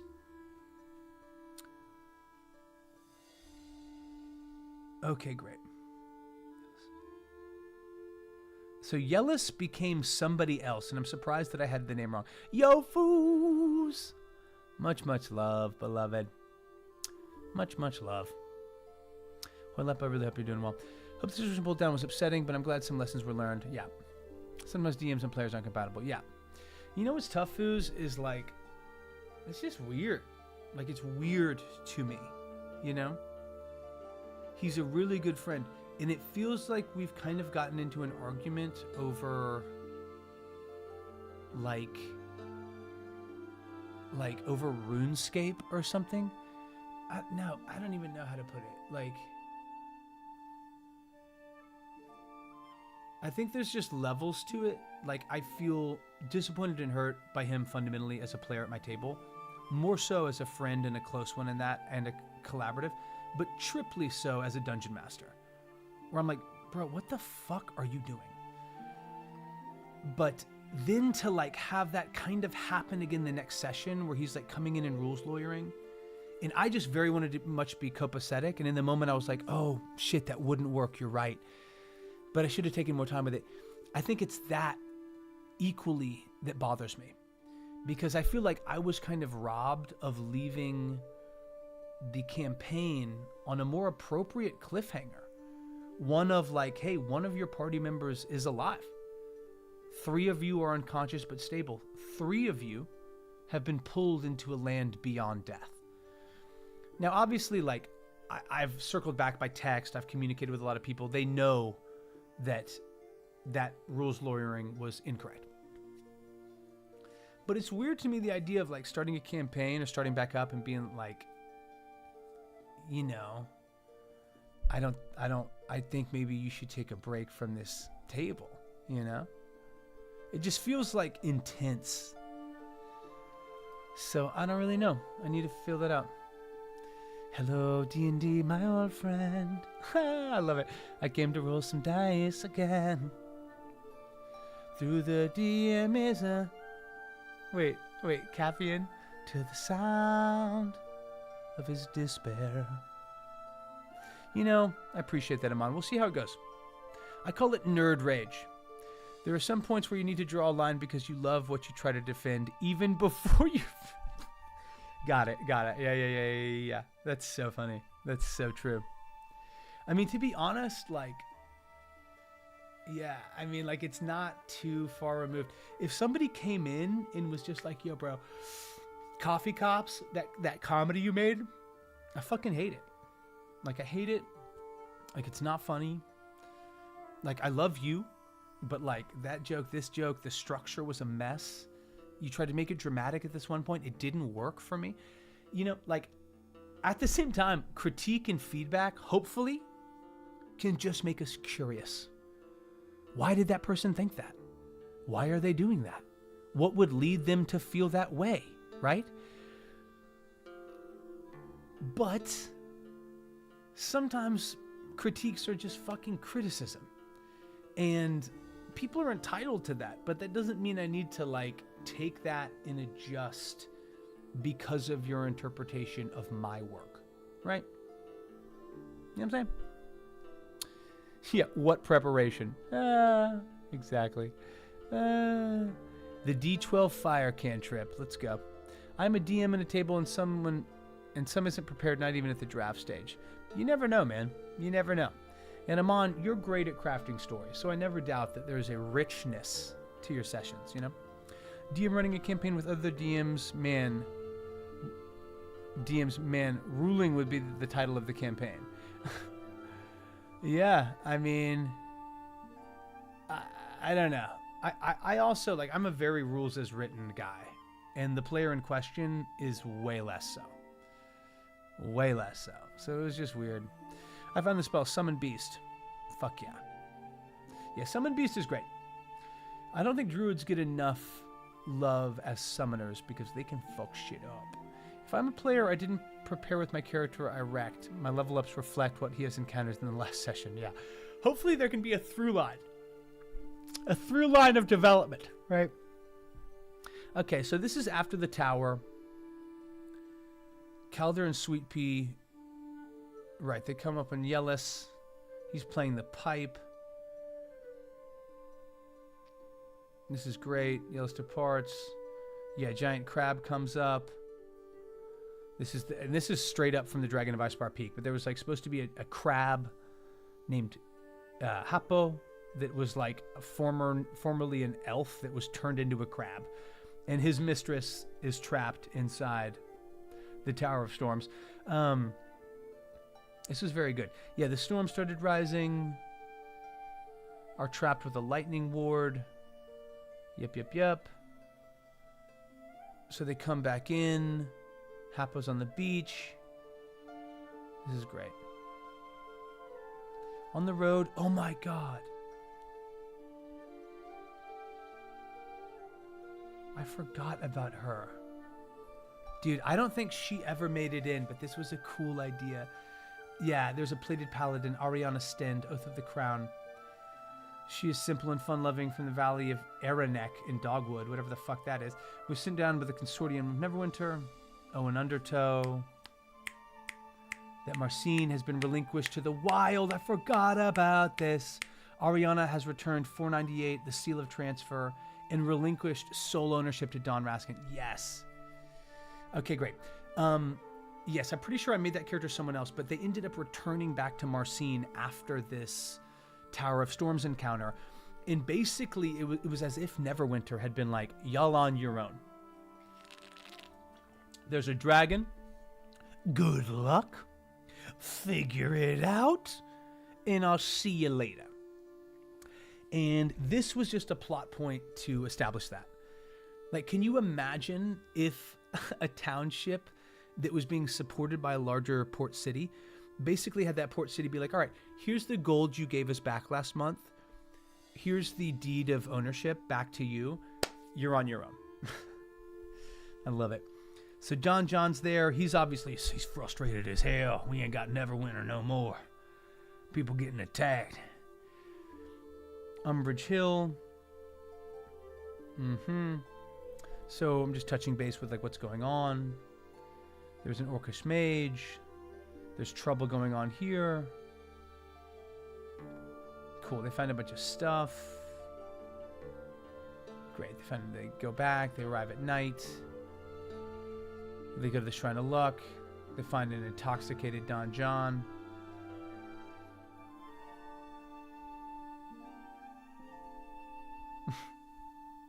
Oh, right. The gang sleeps. Mortimer, the blacksmith. I forgot about him.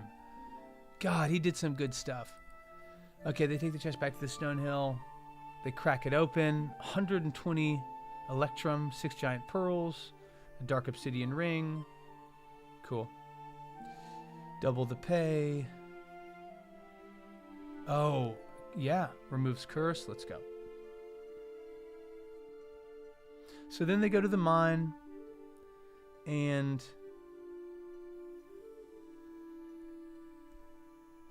okay, great. Yeah, they go to the Togold mine. This was very fun.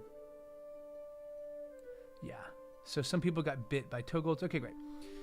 So it's crazy that we're only on session 12.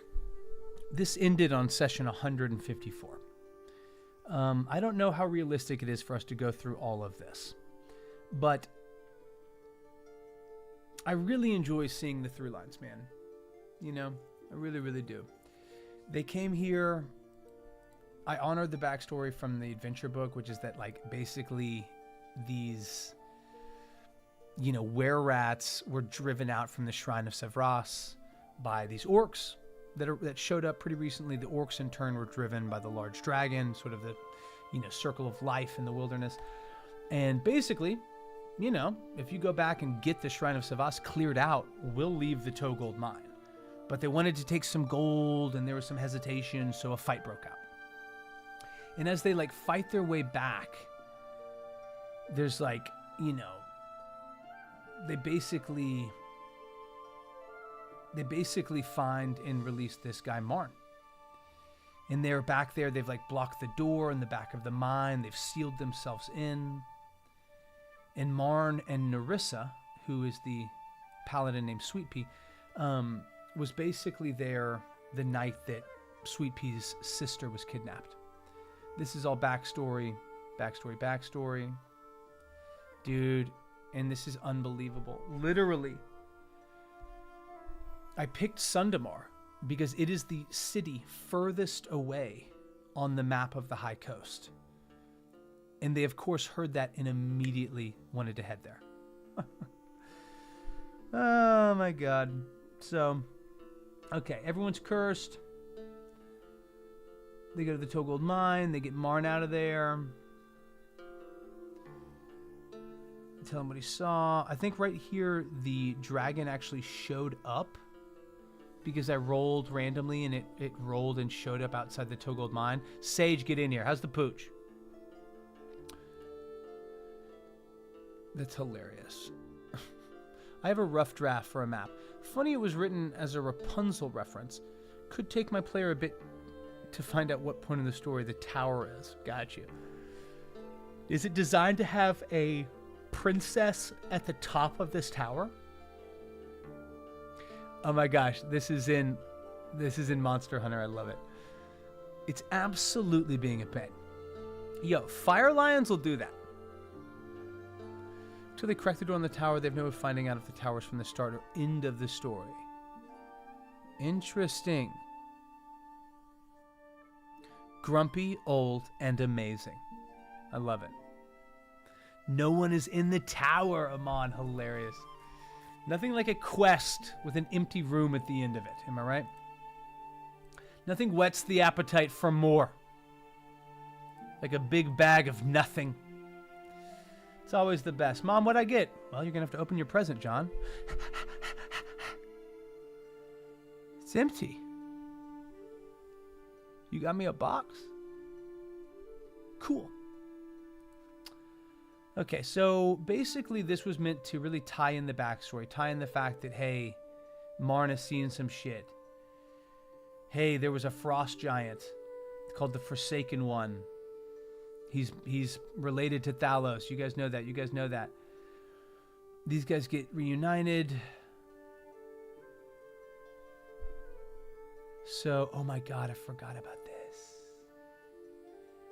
Dude, this is so classic. So, of course, during the encounter at the Togold mine, where at the end of it, I rolled a d20 and it has a 5% chance that Cryovian, the white dragon, appears where the party is or is traveling. And the conceit is that like this entire coastal area is the hunting ground for this dragon. And honestly, like, I loved rolling for that shit. It was very exciting. But whenever it actually showed up, I was like, ooh! And of course, because he's never played before and he's a ranger, the Blue Dragonborn Ranger was like, can I blind the dragon?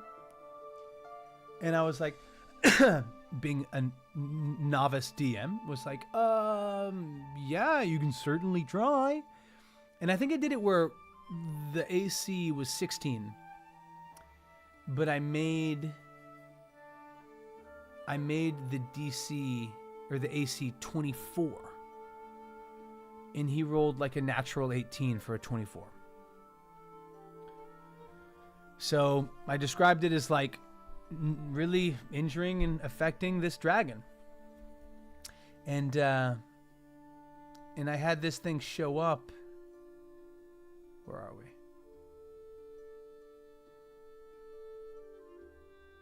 Wait, where are we? Well, whatever. Essentially, the dragon shows back up and is like, you took half the world from me. Blinded half his sight. And I will take all the world from you. And I loved that. Like, because now there's a connection between this Outlander ranger whose favorite enemy is giants and dragons, who's now made a a bitter foe of this young dragon, Cryovane, who's the main protagonist of the first arc of this campaign. And therefore, whenever they finally make it to the top of Icespire Peak and fall into combat at the icy layer of this white dragon, I think I described it as he's like, where is he? Where is he? And like the first 4 rounds of combat, Cryovane is just going after the ranger until he drops him. I thought it was pretty cool. Okay. So the crew rolls into the Stonehill. They come back. They've liberated some of this shit. They're going through some of the loot. A lot of this is homebrew. They wake up with points of exhaustion from the curse. Took them a while to figure out they were cursed. Groblin makes breakfast. So much breakfast, dude. Tieflings are orc. They go. Don John was informed. Great. Oh, yeah, dude. Then they found this badass... They found all this stuff, and they asked Adabra to help with the potions that they found in this haunted lighthouse. And one of them... Because, again, remember, the Acolytes of Thalos are using blood magic to create, like, potions that change your form or take on the form of another humanoid.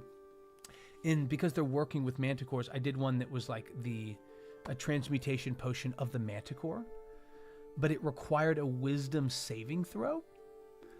So, for 4 years, I was waiting for them to do this to see whether or not they would be turned into a manticore or not. And they never did. They never used it. The other was a dark green potion, a transmutation of turtle defense. You know I love turtles. Come on now. But the reason I did that was because they're about to meet this turtle that was kidnapped and exchanged, again, off screen for the backstory. This turtle was exchanged for the paladin's sister. There was like a prisoner swap. So this was beginning to kind of plant those seeds. And I only point them out because, guys, I really, if you're ever worried, like, am I over prepping? Is this too much? The answer is probably yes and yes. But then ask, is it a bad thing? And then it becomes a no. Because you can use it later. And at minimum, I'm a writer anyway, so I like doing this stuff. But it's keeping in your head, in the front of that lore, like the truth of the world. Even though it was confusing whenever the party showed up with Jameis Raskin, and then they go inside and everyone in the town is like, Jameis, you just left this morning. At least it sets up that these fucking acolytes are making transmutation potions. And then later, they find some. And then they discover what they do. Oh, one of them is of a turtle's shell? Weird. Except, 5-10 sessions from now, you're gonna find a kidnapped turtle boy with all of his shells scraped off.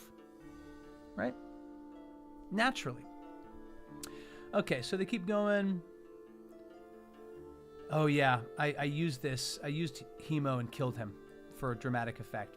Yo, you leave my campaign, I kill your character. Simple as that, dog. Simple as that, dog.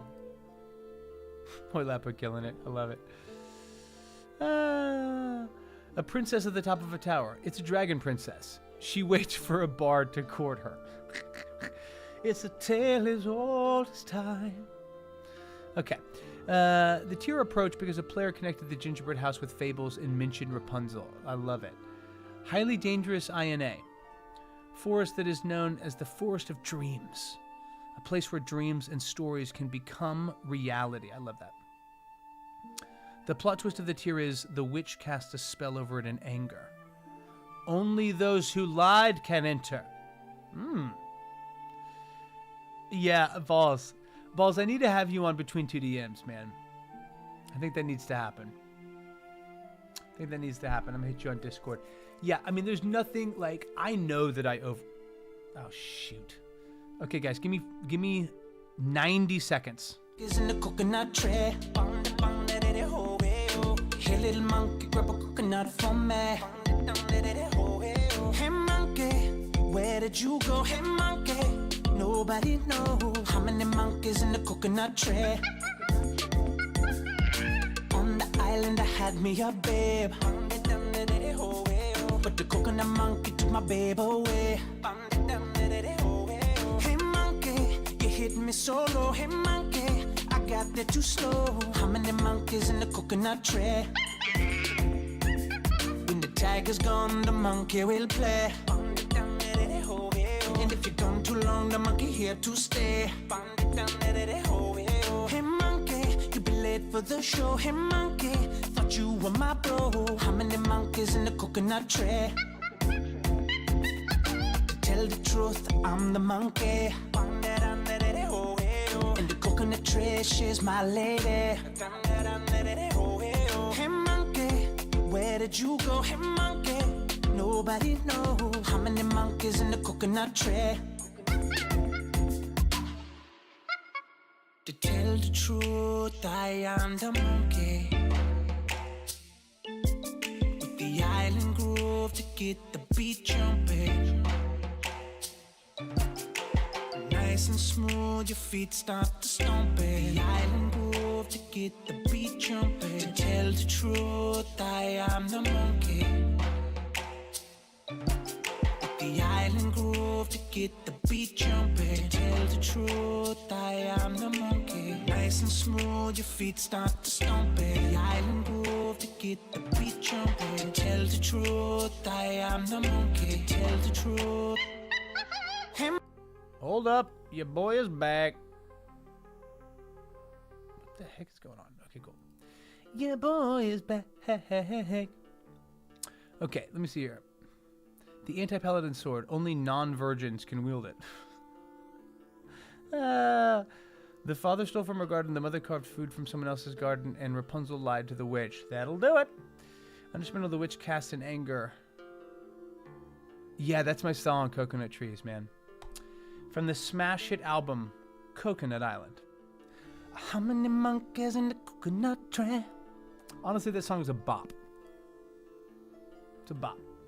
I will not hear otherwise. Having my son has really driven me back into completing this album, and it's really been lovely. And yeah, I just love singing to him, you know. But he loves coconut trees, even though I made it like 5 or 6 years ago. Okay, so where do they go? They go back. Donjar will offer 150 gold for proof of death of Cryovane. Got it. They'll spend the night in Neverwinter, then on to Falcon's Lodge. Got it. Xanth the Centaur, Will of Fury. Right. So they finally go to Dragonbarrow. Xanth was sort of a lowlands man. He prefers the wilds. I am a centaur lad, but I'm still a man. He's born near the grandfather tree. Like all centaurs, when they come of age, blah, blah, blah. Xanth was cool. Xanth was actually a character from Dragon of Icespar Peak, and I just sort of made it a little different, right? The ruins from the Gnomish Mines. Again, I work in reference blood magic, strange witch lights. Anytime they saw green lightning, they knew it was Thalos, so I just sort of like, you know, put that out there. This is a great example of like, look at all this fucking prep I did, dude. I literally wrote all like every area in the dungeon. I added little like bits of lore, dwarvish script, you know. That's just ridiculous. So D6 is where Errol Glavetray is slowly dying. He stepped through a tunnel, failed the DC pressure plate, and was riddled with arrows. So Errol Glavetray is the guy that was laughing at Gloris a couple sessions ago. He tipped them off to the Dragonbarrow. Now they basically come down in here. They learn a bunch of lore. They find the Dragon Slayer and a bunch of other cool shit. They fight an invisible stalker. And then whenever they come back out, they basically, yeah, look at all this. So much stuff.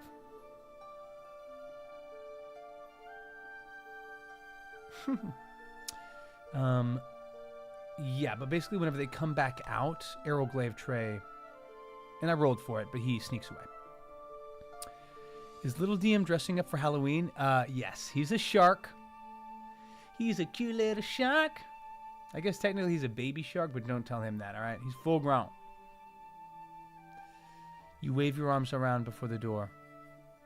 writing sin through flag signs. Get out the flags, boys. Okay, this was great. Shims appears abandoned. Yeah, Shim was the what's it called? What's like a knight's retainer? A squire. There it is. Okay, so they finally come out, and I described it that the goat, because they bought this goat, Amos, because they were going to tie it up and leave it for the dragon. Like a scene from Jurassic Park. But I described like Xanth, the centaur, and Amos being palsy-walsy. I thought that was true. Xanth is about to leave, but he offers a bit of sport. Basically, I wanted to like power up the ranger a little bit. So I created this thing called a pouch of quicksilver, which he literally used for the next 4 years.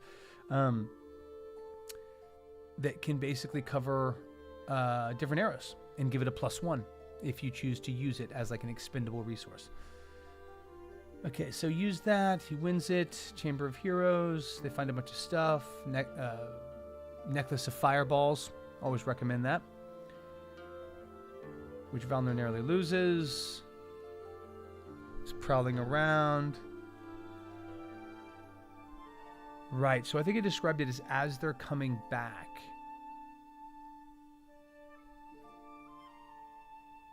Yeah.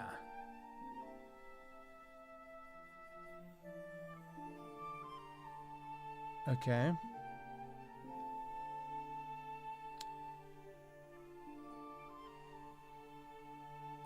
Okay, great. Somewhat south or east, got it, cool. So right now the party is like in between sessions. I, the DM, am trying to get them to fight and focus on Cryovane, the white dragon. They are honestly like getting into the lore. They're trying to figure out why this storm god and these acolytes are like operating here. So they go to the Circle of Thunder, this area that Marn referenced. They go through the Neverwinter Woods. They fight this cursed tree. Tracks are followed. It's a gaggle of orcs. Big fight. This also included, I think, one of my favorite lines in combat ever, which is like they were ambushed, and I had a surprise round where these archers fired a bunch of shots, and then I described sort of the orcs and Drethna, this like acolyte of Thalos, who is a tiefling, as shouting out an infernal. Kill the priest first. There will be no healing today. And because the tiefling speaks infernal, she was able to translate it. But it set a good tone. We're like, yo, priest, you and your bullshit ass god are going to bow before Thalos. Let's get it. And obviously the party ended up winning. But okay, so the party keeps cruising. They get there. There's huge peals of green and white lightning. There's this huge storm. Oh my god, I forgot about this. I also brought in my buddy Brandon, who's the human that ended up playing Glorious's character when Brian left, and then ended up bringing in his own barbarian rogue that was ultimately Finger of Death. But the first time that I played with Brandon and I was DMing, I brought him in to play this minor BBEG, like the head tiefling acolyte. And it was awesome, dude. I gave him a bunch of lines of dialogue and little like things to say, and gave him sort of an itinerary of what to do in combat. I did ultimately fuck up the initiative order,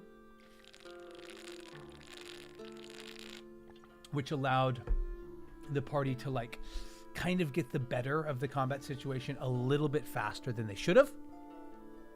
But still, it was extremely dramatic whenever I texted Brandon and he joined the Zoom. Everyone was like, what? And Brandon's also an actor. Like, he's a 10 out of 10. So he brought the heat.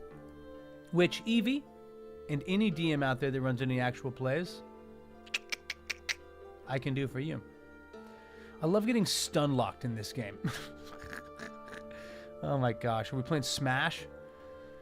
Like, when you're stun locking someone, it is very powerful. When you are stun locked, it's unfair and uncool. Biggest problem with the Ranger class is that the class doesn't really fit anywhere. You can do anything but nothing good. Yeah, Huilepa agreed. I mean, I think if you have a ranger, you need to be looking for ways to up their damage output. You need to be looking for ways to give them expertise in a skill, or find a way to like really increase both in combat and out of combat utility. I can't believe they struggle to balance it. Like, I just don't get it. Yo, Sage, you know I'm there. Bro, I'm there. I would love that so much. I think the ranger is special because it gets in trouble. Is a specialist. Got it. What's the flaw? No, I'm playing Monster Hunter. Yeah, no, for sure. I knew. I've never played Monster Hunter as he, so I can't like picture it. I looked at some of your playthrough, but like, I assume this fire lion is stun locking you, yeah? And I think that Monster Hunter has a little bit of a Dark Souls like combat mechanic where you roll, right? Don't you like dodge or roll, and that creates impermeability? You can't summon a spirit shark on land. Not yet. Not yet you can't. Yo, Hecate, get in here. You're in the right place. Good to have you, legend. Another DM.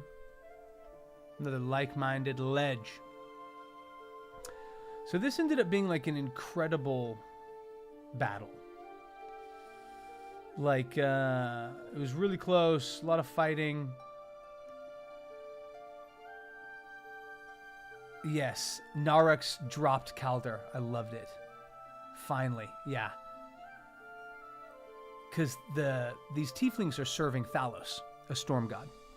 And Calder Kagan is a Tempest cleric of his own choosing. He knew nothing about this. It was beautiful serendipity.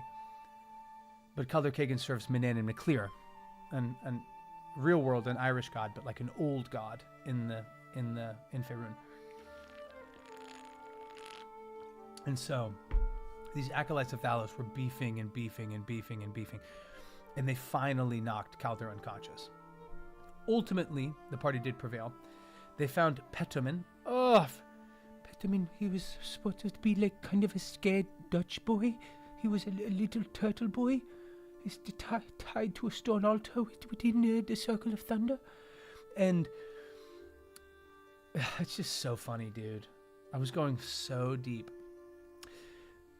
Around session 7, the Vengeance Paladin who lost her sister had a dream about the sister, and in it saw a turtle boy exchanging.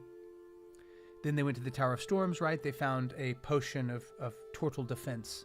And now they find this turtle tied up, horribly marred, and clearly just tortured.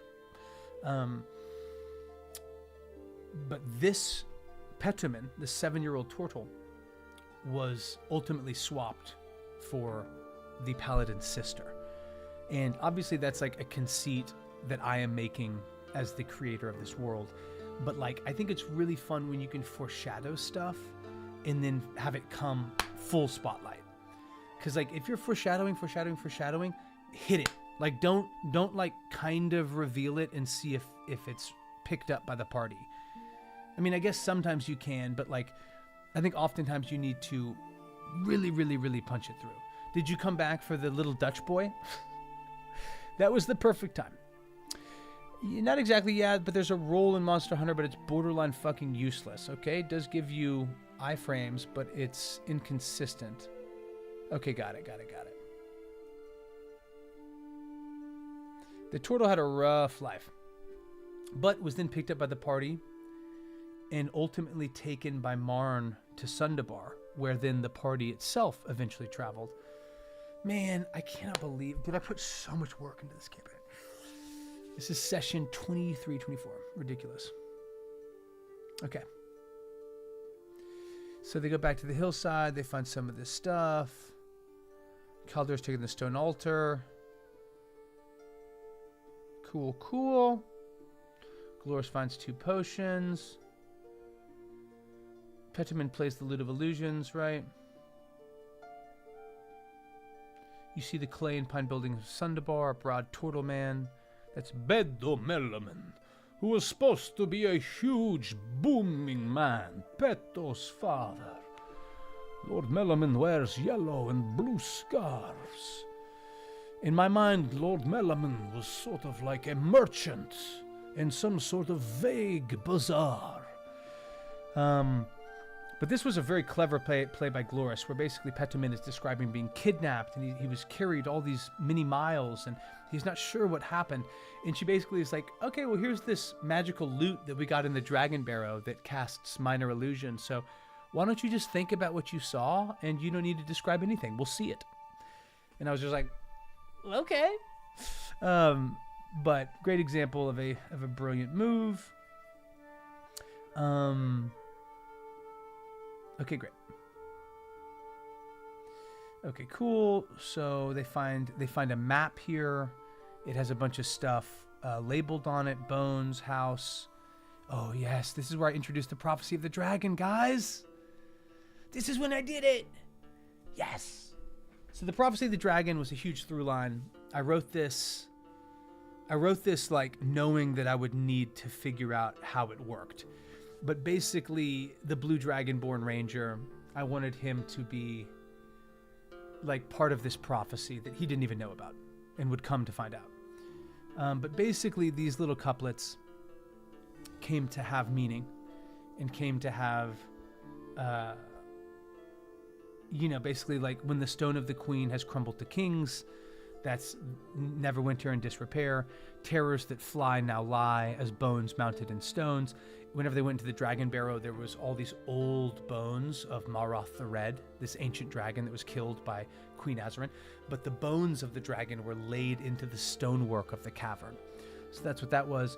The old sky spins free of its home. A blue dragon will come to fight the blot in the sun, and the night will be white that day. Now, I'll be real. The prophecy of the dragon, to fight the blot in the sun, the night will be white that day. All of this was kind of loosely meant to be the white dragon. The blot in the sun is just the dragon flying in such a way that its shadow casts and breaks the visibility of the sun. But when the world started to expand and more dragons became known within the lore of this world, more opportunities opened up. So I would really like encourage you. I know this seems probably daunting or foolish. I don't even know. It doesn't matter. But if you have an idea, just jump. Be mindful of it. Keep it there. Keep up with it. But you can find a way to make it work. Like, you can foreshadow stuff without knowing exactly what it is. You can reference groups or places without having them built out. I think just being flexible with ourselves in the moment in session is what leads to so much gold. Okay, great. Yeah, they found a bunch of stuff here. Bunch of mithril, a bunch of components, a bunch of horn, right, on these people. They found this. The bearer of this official seal is protected by the Order of the Iron Purse, signed by Rashin Pinsklo, string keeper of the Iron Purse. And this was again just meaning to kind of tie in these acolytes of Thalos to some bigger power. Originally, I thought it was going to be just the mages of the White Shadow, and it ended up being, this divination wizard specifically. But also, just a little note, like, this is fun stuff here. Previously, random note, Valnor mentioned in the Dragon Barrow that he was more of a singer. And I think it's because Gloris was like, hey, play the lute. And he was like, no, I'm more of a singer.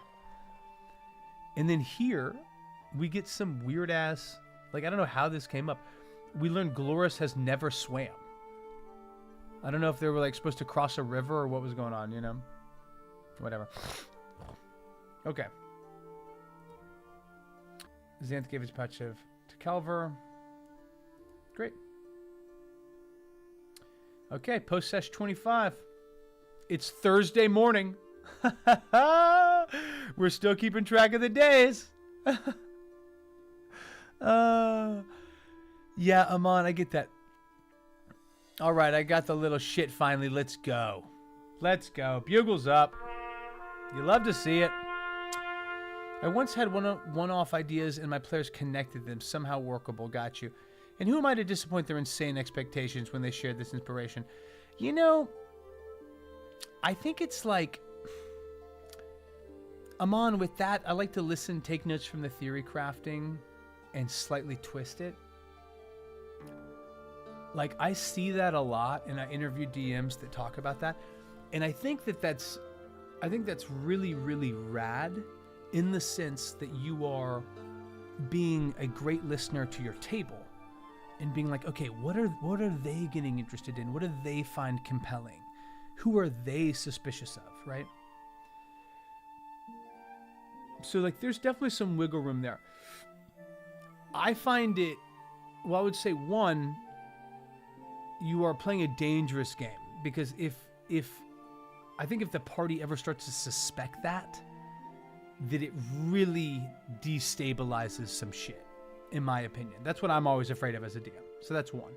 But two, I really, really do think, and this is maybe just me as like an over-prepper, but I really think you lose a little bit of depth.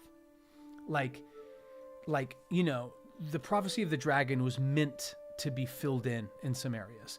Ration Pinsklo was a name on a letter. Paladins of the Iron Purse, Stringkeeper. I just thought they were cool titles, cool names. I knew they were going to be paladins. I knew they were going to be villains to some degree. So in that sense, yeah, you could start to mold it to be something else. But it's just a dangerous game. I think if you do that, you have to take great notes, you know? Huilepa, I'm going through it just because it's beautiful to me and I did a lot of work on it.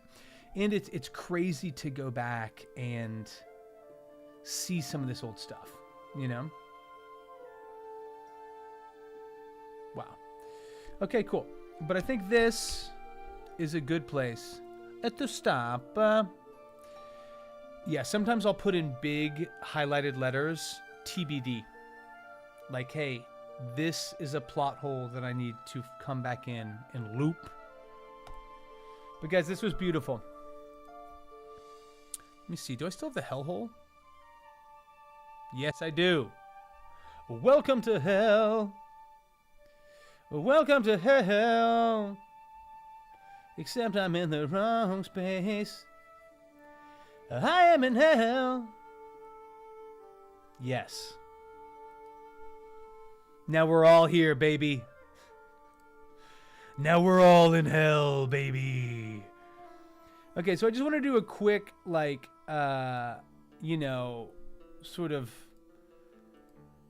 just a quick little, let me add the chat. I want my chat in here. Come on, where's the chat, baby? Get in here. There it is. This is dope as fuck, bro. I'm just sitting here in the fucking flames, dog. Oh, you motherfucker. Come on. Okay. All right. I'm putting cases on all you. Jake! Huh? You think you can do this shit? Jake! Jake! You think you can do this to me? You motherfuckers! You motherfuckers will be playing. But here's how I see this going forward. When I get finished with you. I don't think I'll do another recap through the Google Doc. I might. I enjoyed it. I like going back through and sort of seeing stuff. It's a very kind of satisfying way to cap that. But I think it would be more satisfying and more fun to go and, you know, basically, like, bring on some of the players. I think it'd be cool to chat with them and go through some stuff. I'd always planned on doing that and said I was going to do that. And I think that it felt weird with how it ended. And I think that I felt like I needed to give it some space. Yeah, exactly. Thank you, Hoilepa. Exactly. And in the darkness, bind them. And I appreciate that as well, Sage. Thank you. So we'll do something. There's too much juice left in the berry of this campaign to not squeeze. So figure out what that is. Balls too wild. I'm making a note right now.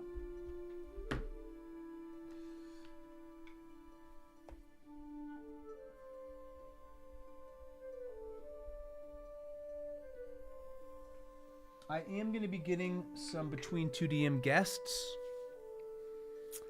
That's going to be fun. That's probably honestly going to be a January thing. But in the meantime, there will likely still be Monday, Tuesday streams. They will be D&D and prep related. They might be going through this. They might be new world building. They might be world building within this campaign. So that's on the table. But I'm also going to be doing some streams where basically I'm just toying around with different AI editing plugins. I got a new computer. It's a beast. The whole reason I got it is because I really wanted to do just some fun stuff in Adobe and find some ways to like really utilize. And I've been amassing a list of apps and plugins and software. Some of it I've tried, but I really just want to go through it. And I felt myself kind of being sort of hesitant, a little bit of resistance.